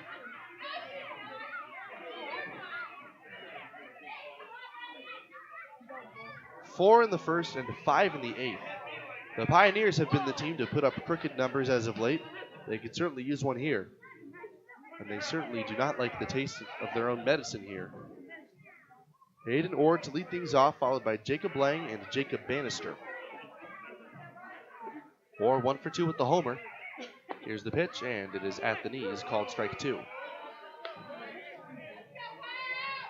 Lane Harris in relief of Josh Miller. CageRats trying to preserve their depth for this 3-game series, and there's a swing and a rolling ground ball hit sharply towards second. To his right, Hansen has it, straightens up, and throws him at it first. Only the second time today that Orr has been retired. But a big out number 1 ahead of Jacob Lang. It appears that the day off has served Lang ill. Next batter, the catcher, number 20, After driving in Lang. 4 in 2 games played this past series, he is 0 for 3 today with a strikeout.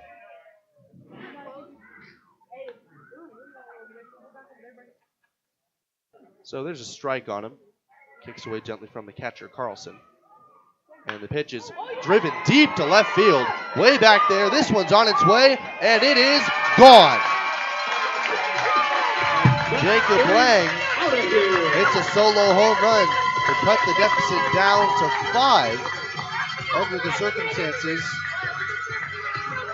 not as much a matter of celebration as usual, although the crowd certainly is providing the consolation. Lang, that one was out by plenty.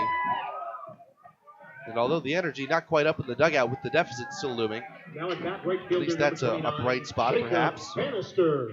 Showing that, you can tag Lane Harris if need be. 11-6 the score now as Jacob Bannister takes strike 1. And there is a breaking ball down and out of the zone. So Lang the solo shot. 1 man out, nobody on the pitch. And there's a ball that missed narrowly from the outside corner, a couple of inches off the plate away perhaps. A fastball for ball 2. Bannister still looking for his first hit this year. Waits. And the pitch. And he swings and misses at a high fastball. Chased out of the zone there, and it's 2-2. Bannister, who we've heard described as a freak athlete, still is having trouble acclimating to this new atmosphere. The 2-2 inside and low. So at least he's had a long at bat here. He struck out twice today.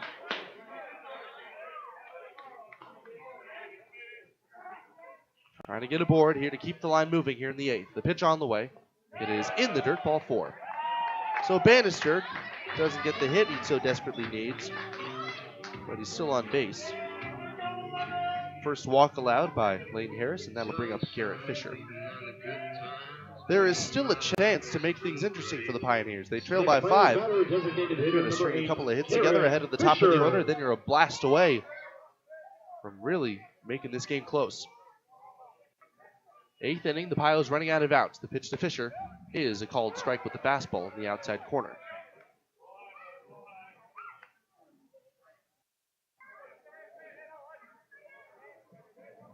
Here's the set, and Lane Harris kicks and deals, and there's a late swing and a foul off to the right, up and out of play.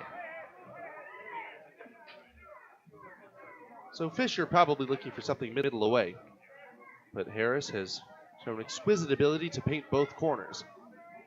Let's give him an 0-2 count. Infield playing at double play depth.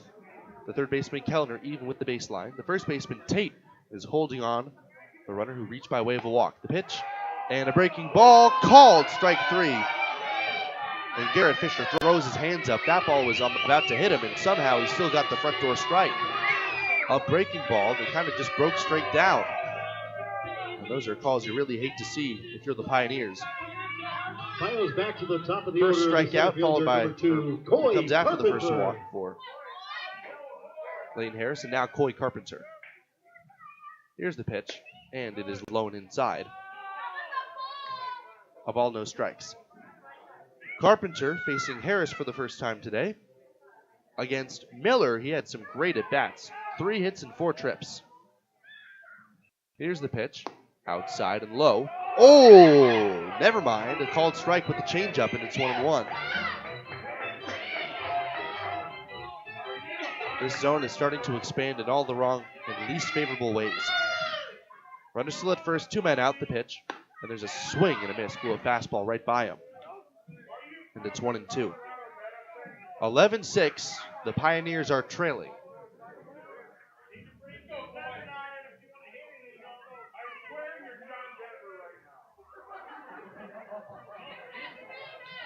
Here's the pitch.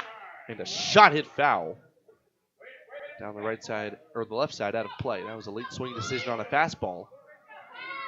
Carpenter just trying to stay in there, extend the at-bat, extend the inning. On deck, Garrett Esposito.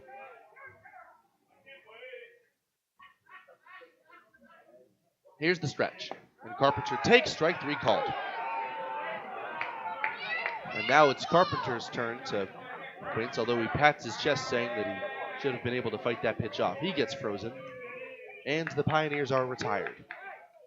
A run across on the solo shot by Jacob Lang, his first of the year.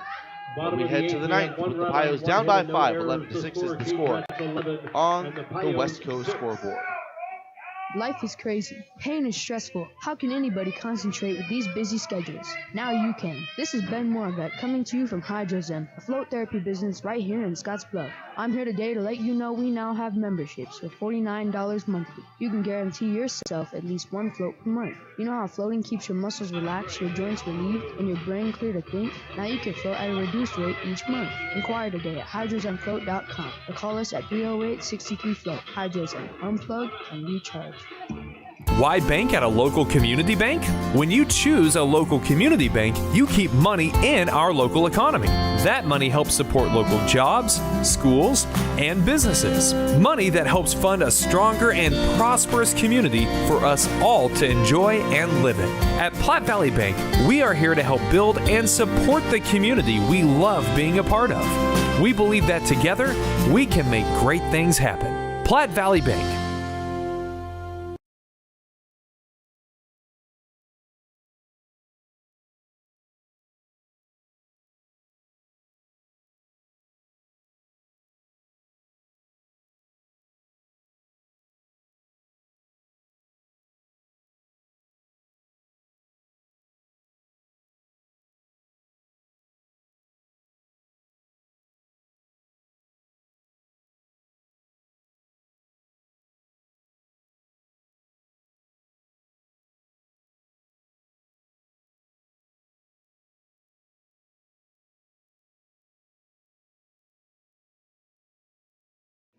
right in the face, barring what would be a stellar comeback.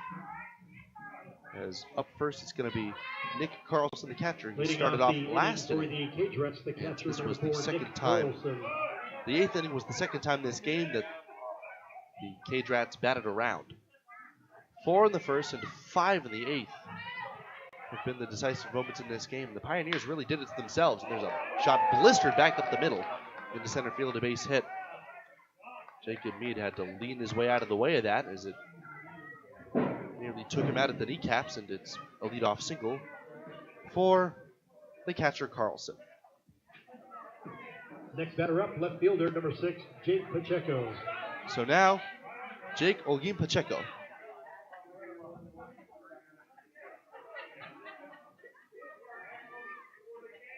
Here's the first pitch, and a breaking ball missed the outside corner. That kind of floated over the strike zone, but it landed outside. 1-0. Carlson at first, nobody out. The ground ball at somebody could mean a double play, and there's a called strike at the knees, and it's 1-1.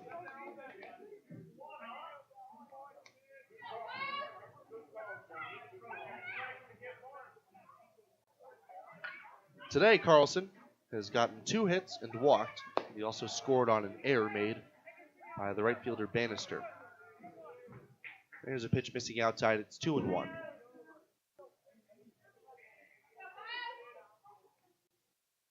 $11 runs on only 9 hits. It was a crucial error, a handful of walks, and a handful of hit batsmen that have been really the keys to the CageRats' success. There's a called strike, and it's 2-2. Fastball right in the outside corner. So Mead, who struggled with his fastball command, has started to find it here, albeit in a much lower leverage spot than he inherited. The 2-2, breaking ball swung and a missed, strike 3. So that's the 3rd strikeout in the outing of Jacob Mead, a young one at that. And that'll bring up the top of the lineup, Holden Yatzlaw. Now batting the center fielder, number 13, Holden Yatzlaw. Colorado Springs CageRats playing the first of 3 here against the Western Nebraska Pioneers. There's a ball hit off the fist down the third baseline, and a lot of spin on it makes it kick foul. Game 2 tomorrow will commence at hopefully 6:35 p.m. Mountain Time. Today's start time was delayed by about 20 minutes to a half hour due to rain. 0-1.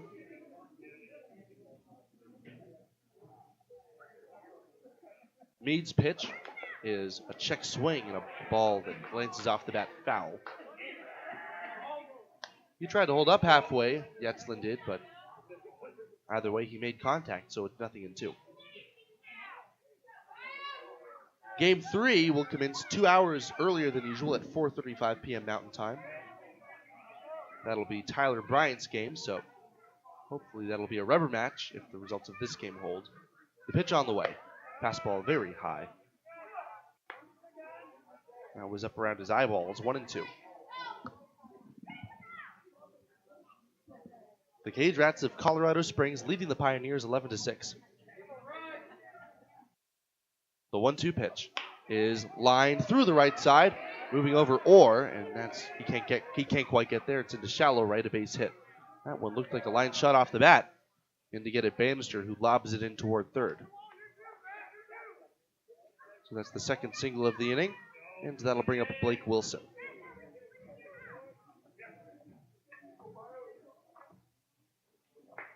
Next, CageRats batter, the shortstop, number 20, Blake Wilson. Wilson has struck out twice today, walked and scored a run. He has been held hitless, which has at times been an elusive task for this pitching staff. And the pitch is way outside and high. Out of the crouch to get it, Lang. He spears it and prevents that breaking ball from turning into a pass ball.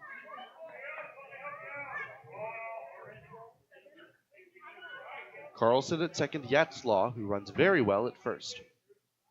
A 5-run lead for the CageRats, but they'd certainly like more. The pitch, inside and low.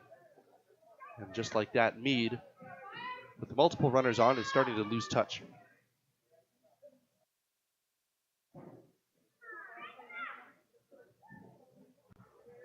2-0 the count. The lefty Meade deals, and it is swung on and missed a fastball over the outside corner. 2-1.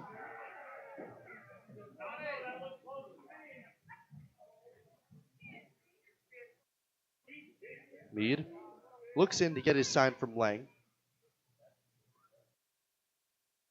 Now he sets. Here's the pitch, and it is hit foul down the right side. So that'll even the count. 2 men on, 1 man out here in the top of the 9th inning.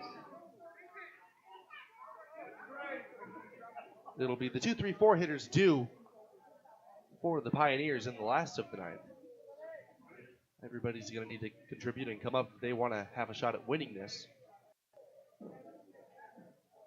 Here's the offering, and a fastball foul back to the screen. That was the pitch to get him out on, a fastball up and out of the zone, but a lot of these pitches that were borderline that the Plainsmen were missing earlier on this week. The CageRats have spoiled foul.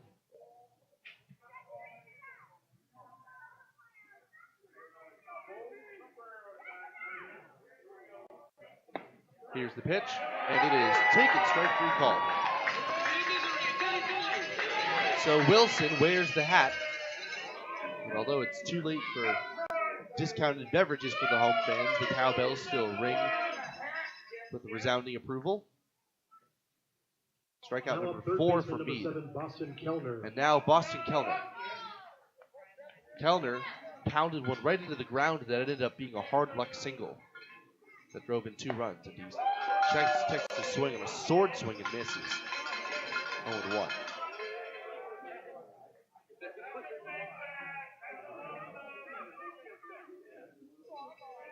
Meade looks in. 2 men on, 2 men out. 11-6, the Pioneers are trailing. The pitch. Breaking ball outside. Tried to get that backdoor strike, and he couldn't get it. Kellner has scored in each of the 2 big innings for the CageRats. 4 in the first and 5 in the 8th.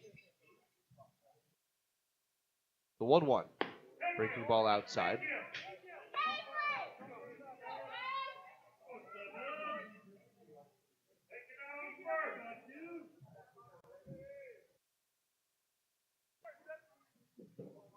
Meade, a set just above the belt.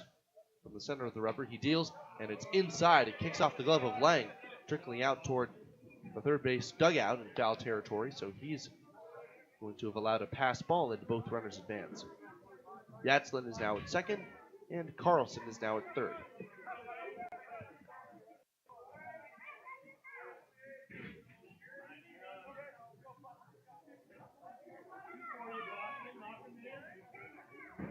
The pitch on the way, and it is low and inside, ball 4. So the 3-1 ends up being the pitch on which a walk is given. Boston Kellner to first to load the bases. So now Matthew Lemke, who has not been retired yet. 3 walks, a hit by pitch, a double, next at bat, the right fielder, 3 number critical 2, runs scored. Lemke. A lot of times throughout this game, it's felt like the Pioneers have beaten themselves. A plethora of hit-by pitches allowed in the first inning, and a big error on top of a couple of walks in the 8th inning. Now, Meade kicks and deals, and this is way outside, ball 1. And that's a big part of the reason why, right? A lot of the pitching today, at times, has been way out of the strike zone. Reese Francis settled in after the big first inning that he allowed, but since then, Hunter Riggs looked okay, and then Jacob Meade is having some troubles with command now, and there's a breaking ball outside. 2-0, bases loaded. Carlson at third, Yatzlin at second, and Kellner at first. The pitch on the way, in there at the knees, and it's 2-1.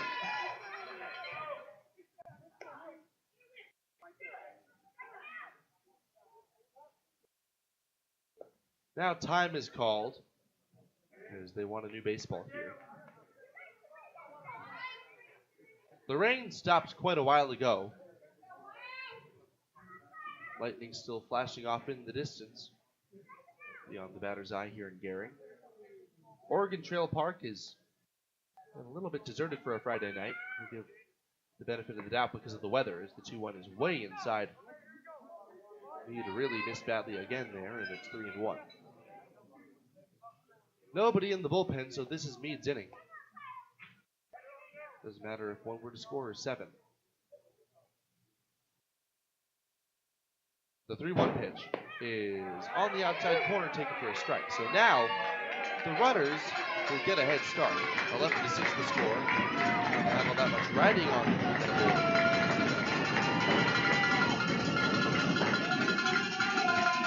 Set. Hit and pitch. There they go. And it is shot. Fair ball inside the first base bag down the right field line. In comes Carlson easily. Yatzlin to follow. Here comes the third runner, Kellner. The throw to the plate is cut off and kicks off the cutoff man, first baseman Halleck. And it is a bases clearing double for Matt Lemke. Wow, what a game he's had. His second double, and he still hasn't been retired.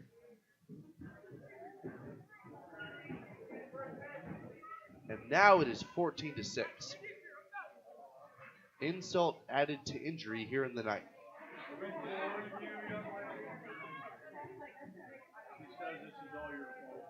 Now at bat, second baseman, number 28, Matt Hansen. So that'll bring up the second baseman in Matt Hansen.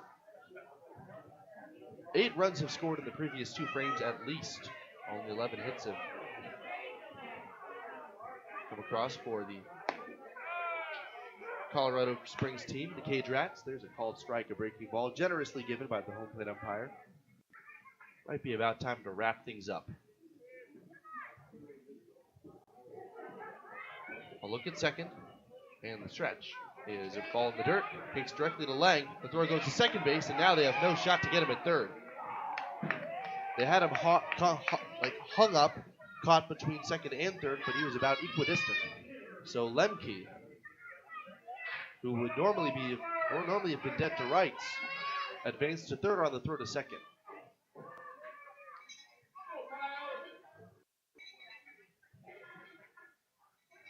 So Hansen a chance to drive in another run with the base hit or a Pioneers mistake. There's a swing and a shot hit out toward left center field. Carpenter giving chase, and that falls in front of him and skips past him toward the left center field wall. Coming to second and stopping there is Hansen, in to score easily Lemke. And the wheels keep turning for the CageRats, and they keep falling off for the Pioneers. 15-6 the score.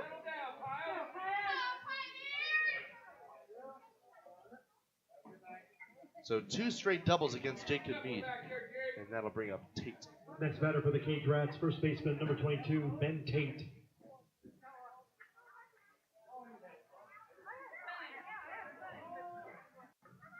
Tate waits and takes a strike at the knees. So it really feels like every time that the Pioneers have landed a jab, the CageRats have come back and landed a haymaker. The pitch is a strike at the knees, a breaking ball, gets his knees to buckle. Nothing in 2. They score 2 in the 4th, and the CageRats come back with 2 of their own in a home run. 2 in the 5th, breaking ball, misses outside. 2 in the 5th, and then 1 in the 7th, only to be rebuked with 5 in the 8th, and now 4 in the 9th. 15-6 the score is Mead pitches the 1-2, runner goes, fouled straight back. I don't know what the need is to run here in this situation. Leading by 9, maybe you just want to get some work in and get a good jump. 1-2 still. Ben Tate the batter. 3 hits today and 4 driven in. The pitch is hit very gently toward the third base side. Mead reaches down to glove it off the mound. He fires to first and is well wide and speared by Halleck as he came off the bag to receive it.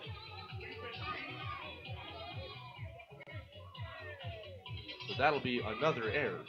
And on the play, Hansen advances to third.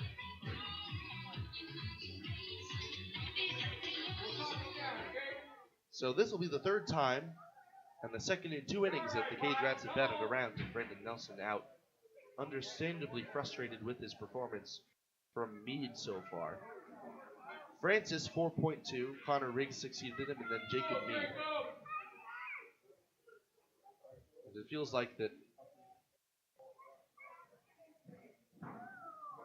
Yeah, things have really not been going well this game. 15-6 the score. Runners at the corners with 2 men out. At this point, everybody just wants to go home. Meade was probably throwing to first with a bit of frustration and just uncorked a wild one. To Halleck's credit, he did not try to stay on the bag. I don't think there was any shot that he was able to do anything there. So now, the stakes grow ever lower for Jacob Meade. Now it's a matter of really pride. If he can get himself through and bootstrap it through the remainder of this ninth inning. Now for the CageRats, designated hitter number 10, Tanner Peary. Matching the Logos broadcast booth, chop into Logos, and the guys will custom design it, print it, and have it ready for the game. There's no job too big or small for Logos in downtown Gary. It's down the street from the office, as a matter of fact. First pitch fastball in the dirt, picked out by Lang. So Jacob Meade, his next step is going to be trying to make his misses a little bit more competitive. The pitch is a fastball in there at the knees for strike one.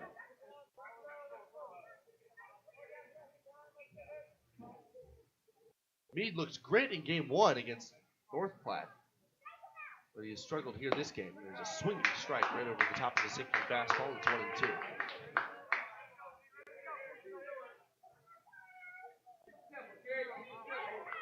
His first outing with the Pios, one to forget, and this one, his second. Or rather, one to remember, this one to forget. The 1-2 pitch is a bit below the knees. A lot of sinking action makes it a tough pitch to barrel up. Tanner Peary, with a good idea of the strike zone, takes it downstairs. There have been a couple of guys that have been hitless today for CageRats baseball, and so far Peary has been one of them. And he swings and misses, strike three. A good breaking ball finally draws this in to conclusion. And not before 4 more come across the score on the quartet of base hits, including a base hit. In the top of the ninth, there were 4 runs on 4 hits and 1 error. The score now 15-6, the Pioneers 15, trail and your Pios 6. The West Coast scoreboard. Are you ready to put down roots into a home you love? Hi, my name is Jennifer Yurdi-Ellis, and I'm a loan officer at Castle & Cook Mortgage. I've been proud to serve the great people of the Panhandle since 2015. If you're ready to make the leap into home ownership, give me a call at 308-220-0503. That's 308-220-0503. Jennifer Yurdi-Ellis, NMLS ID 1059626. Not all who apply will qualify. Equal housing lender, Castle & Cook Mortgage, LLC, NMLS ID 1251. Why not show it off? You take pride in your business, your team, your customers. Why not show it with help from Scottsbluff Screen Printing and Embroidery? Custom banners and flags are tremendous promotional tools, but they can also help you out with pins, magnets, koozies, and just about anything you can think of. If you have it in mind, Scottsbluff Screen Printing has many great options. They also build custom trophies, plaques, medals, and more. If you can say it, they can print it. Get in the zone with Scottsbluff Screen Printing, 1813 Broadway, Scottsbluff. Do your lawn a favor this year by applying the nutrients it craves. Jordan Lawn and Garden products are specifically designed for our region's high alkaline soils. Westco produces a variety of Jordan products which will ensure your grass is getting all the proper nutrients necessary for the healthiest lawn you've ever had. Visit your nearest Westco location for more information on quality Jordan products. Westco. Service, solutions, success. Westco's your best value through and through. KNEB 960 AM and 100.3 FM. Last of the ninth inning, last chance for the Pioneers, who trail by a whopping 9 runs, all of which were allowed, that margin allowed in the past 2 frames, 5 in the 8th and 4 in the top of the ninth inning. It's been the big inning today for the CageRats today, as the pitch comes in from Lane Harris, and it is a called strike to Garrett Esposito. The 0-1 pitch. Harris working quickly, and that's hooked on the ground to third. To his left, Kellner has it. His throw to first skips in, and it is too late anyway. So Kellner, a shortstop by trade, and a junior in high school, is having a rough time adjusting on defense. Esposito aboard with what I believe will be ruled a base hit. Next batter, first baseman. Credit to Esposito for hustling up the line regardless of the margin. And that'll bring up Halleck. Halleck takes a strike. Ooh, no, he didn't. He took a ball. That was a slider that has been given on the outside of the strike zone every now and then. 1-0. Harris delivers. And the breaking ball misses outside. If the results hold here, the Pioneers will look to bounce back tomorrow. They'll have another right-hander going in the form of Justin Morgan, 6:35 p.m. first pitch. There's a breaking ball in tight, so 3 balls and no strikes. So, CageRats baseball is severely understaffed with many of their players not having arrived yet. As a result, they're trying to minimize the amount of pitches they use today. And a very high strike given in a 3-0 count, and Halleck has to take a step or two out of the box in order for him to control his temper. 3-1. The pitch is outside, ball 4. So, if things were to fall apart for Layton Harris, I could see an opportunity for the Pioneers to at least make this one close. Trailed by 9, but now at bat, shortstop not number like 11, Hunter Hunter make another McCollum. pitching change with the limited amount of people they have on hand. Hunter McCollum takes a strike at the knees. If things were to really spiral out of control for Harris, it might be a fire that's hard to put out.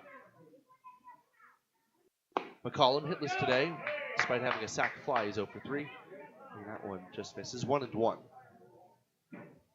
Esposito at second, Halleck at first. And fields double play depth. Here's the pitch. And there's a ball lifted off the hands, foul down the right side. It's 1-2. It's getting late here at Oregon Trail Park. The 1-2 pitch is hit hard on the ground, foul down the third base line, out of play.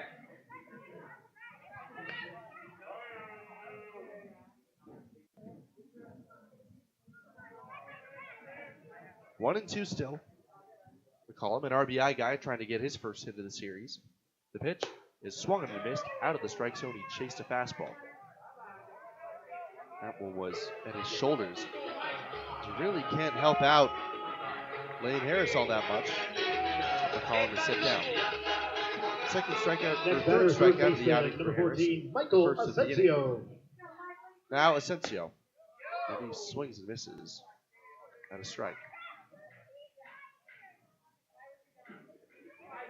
2 runners on, reach before an out was recorded, but now life is quickly leaving the Pioneers, and there's a swinging strike 2. Blew another fastball by him. Asensio just does not look very decisive up there. He's 1 for 3 today with a single, a hit by pitch and a strikeout. The 0-2 is a foul tip off the mask of the home plate umpire. It was a glancing blow, and it's not hard enough for a visit to be prompted here. 1 and 2. 1 out, 2 men on. 15-6 the Pios trail here in the last of the ninth. Here's the pitch inside, and it hits Asensio again. So Asensio is becoming something of a pincushion here, and that loads the bases. So never say never. And now Aiden Orr, who has a home run today, just has to find a way to keep the line moving.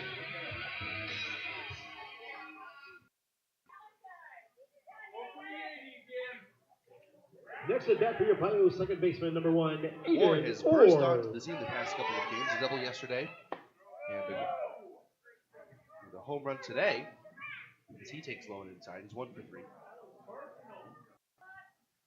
And he's only an incoming freshman to college. 1-0 in the dirt. It skips right by the catcher, and it dives near the edge of the backside. That's going to allow the runner in third Esposito to come in to score. Up to third, Halleck. Up to second, Asensio. That one was the old 5-hole. Carlson just could not get his glove down in time.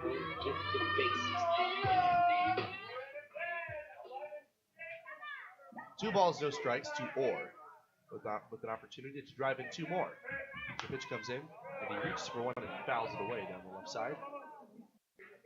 2-1.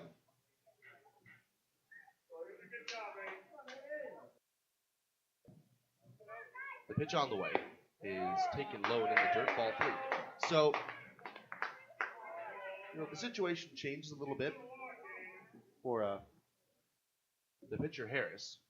The base open, the 3-1 is taken outside, ball 4. So, the line just keeps chugging along to reload the bases. 15-7 is the score now. And, an 8-run deficit is still nothing to, nothing to take lightly.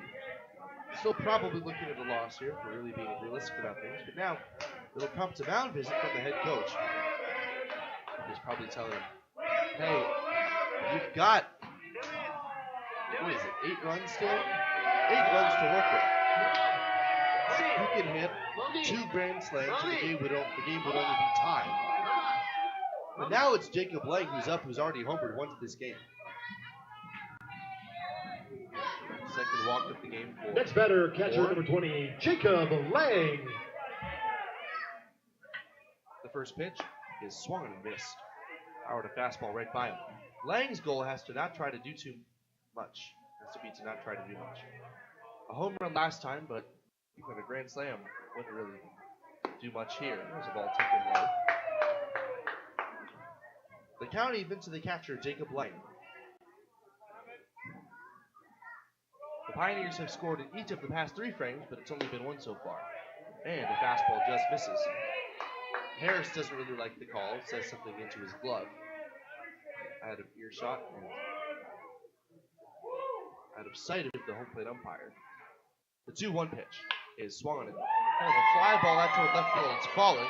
Racing over the left fielder, Pacheco. He's there to make the catch. Tagging at third and scoring, Brad Halleck.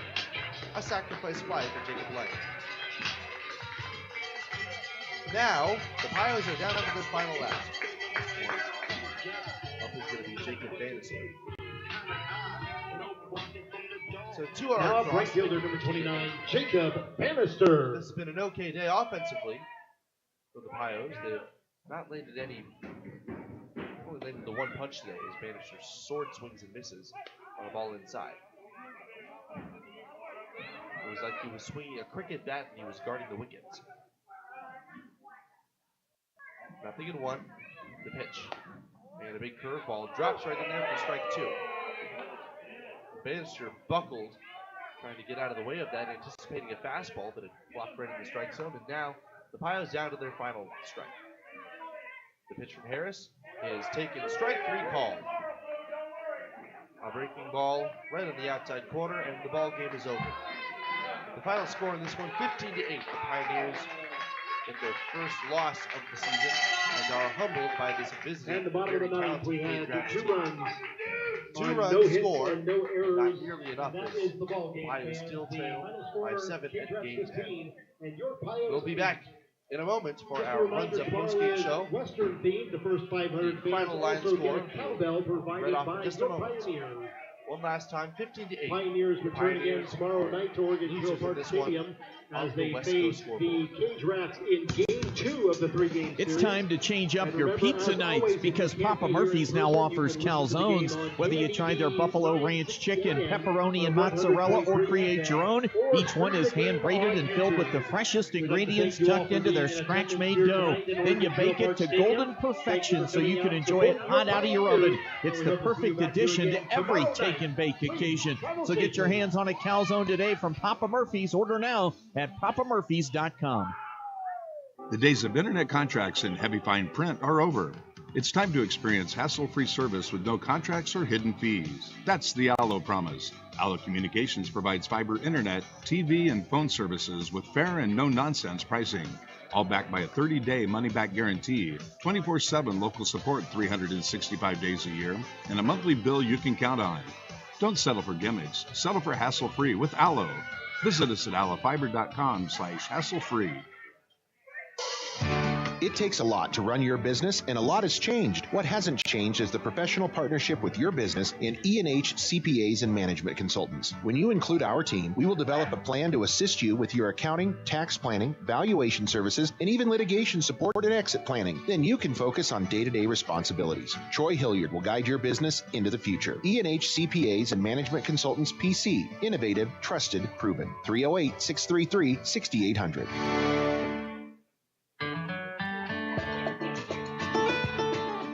Garden Fresh Strawberry Sweetness at Perkins. You know it the moment you step in the door. Perkins Restaurant and Bakery welcomes you, and right now enjoy Perkins Strawberry Freshtival. Strawberry waffles, French toast, pancakes and crepes, fresh strawberry, walnut, and grilled chicken salad, and end your meal with a piece of fresh strawberry pie. Summer means strawberries at Perkins. You come to the right place. Perkins Restaurant and Bakery. Bring your appetite, we'll take care of the rest. Highway 26 and Avenue B in Scottsbluff. Did you know Ideal Linen and Uniform is also a full-service janitorial supply provider? You don't need to worry about finding your janitorial supplies. Ideal will keep your business stocked, saving you time and money. Ideal Linen and Uniform provides quality cleaning and industrial products, mops, soap, air freshening system, paper products, custom logo maps, cleaning supplies, even signage, and more. Call for a free quote. Ideal Linen and Uniform, locally owned and operated since 1907. 506 South Beltline, Scottsbluff. Online at ideal-linen.com or call 632-7197. At Russell's Automotive in Scottsbluff, they believe in providing the best auto repair services and warranties to their customers. That's why they're excited to announce their new coast-to-coast nationwide warranty through the Certified Auto Repair Network. With every repair they make, you'll receive a 36-month or 36,000-mile warranty on parts and labor honored nationwide. Their ASE certified technicians use the latest diagnostic tools and equipment to make sure your car is running like new. And with their new nationwide warranty, you can travel worry-free knowing that you're covered no matter where you go. So come on down to Russell's Automotive in Scottsbluff today and experience the best in auto repair services and warranty. Call them now to schedule your appointment. It's time now for the Runza Postgame Show, presented by Runza Restaurants. Runza makes a great stop before or after every game. Win or lose, Runza makes it all better.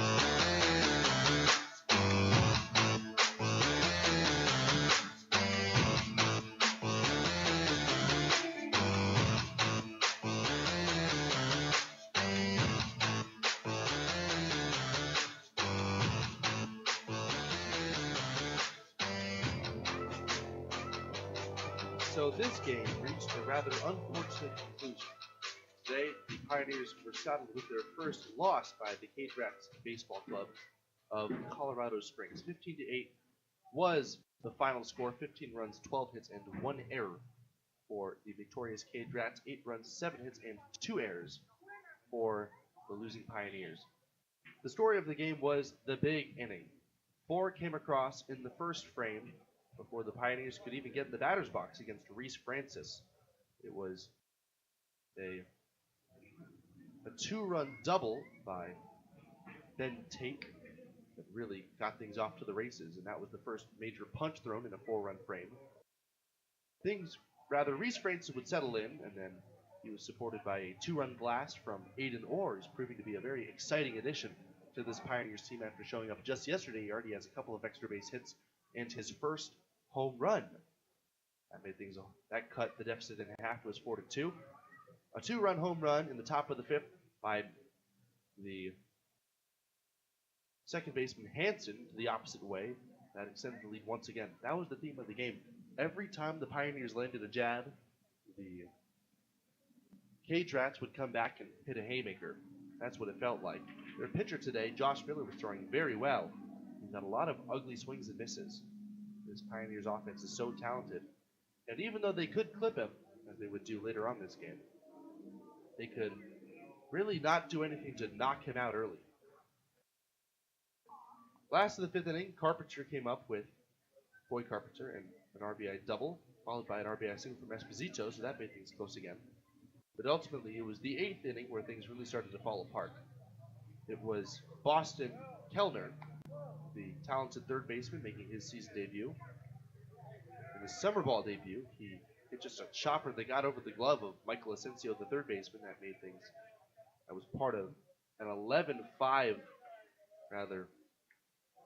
That stretched the deficit to 11-5. 5 runs to score in the 8th inning and 4 more in the 9th.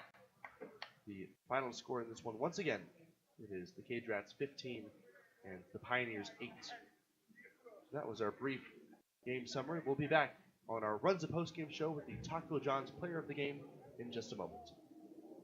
Fender bender, hailstorm, couldn't stop on the ice in time? After everyone is safe, Scottsbluff Body and Paint should be the first call you make. There isn't a better shop in the area. Our highly skilled team is experienced at performing all auto body repair and paint jobs. Stop by anytime and speak to one of our technicians, and we'll do a full inspection to show you just how little our repair services will cost you. Our work is not complete until your car is safe and you're on the road again. Call today, Scottsbluff Body and Paint, 225-6408. Growing up, my parents always encouraged me to do what's right, even if it wasn't easy. I'd always hear my mother's voice say, "Do the right thing." That stuck with me. Every day, just do the right thing. That's it. The rest takes care of itself. At Shelter Insurance, we believe in doing the right thing for our customers and our communities. See Agent Travis Hawk, proudly serving Scottsbluff and Gearing.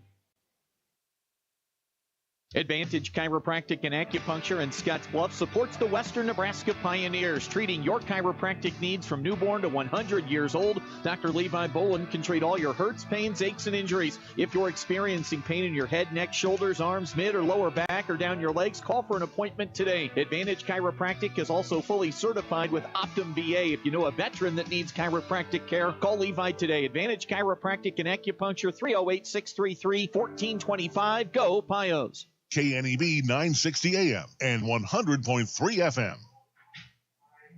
Second half of our Runza postgame show underway. Runza doesn't like to think of themselves as just another restaurant in town. They like to think of themselves as part of the community. Runza, with locations in Scottsbluff, Gearing, Chadron, and Alliance. So, second half of our postgame wrap, we'll bring you our Taco John's player of the game. But first, the winning pitcher is going to be Josh Miller, deservedly so. 6.1 innings to his name, allowing 4 earned runs and quite a few strikeouts and innumerable amounts of bad swings against great hitters. The losing pitcher is going to be Reese Francis, who, save for a rough first inning and a couple of runs he gave up for the latter half of his outing, he really started to settle in the middle innings, so we got a glimpse of the kind of arm that he could be in the future. Not a safe situation with the deficit being as large as it was, 15-8, once again the final score. The one bright spot of the day for, well, there were a couple of bright spots actually, honorable mentions for our Taco John's player of the game. Aiden Orr, the incoming freshman, a couple of walks and a 2-run home run, his first of the year. That was a one-hit day for him. A couple of hits by Garrett Esposito. A couple of walks by Brad Halleck, a couple of trips on base. And Garrett Fisher walked a couple of times, and ultimately what was an 0-for-2 day. The hitting is really going to have to improve. 7 hits, 8 runs scored, but it was the free passes on defense and the hit batsmen and the walks. Free passes of every variety issued today by the Pioneers. The player of the game is brought to you by Taco John's of Scottsbluff and Gearing. Make Taco John's a game day tradition by unwrapping the original before or after every game.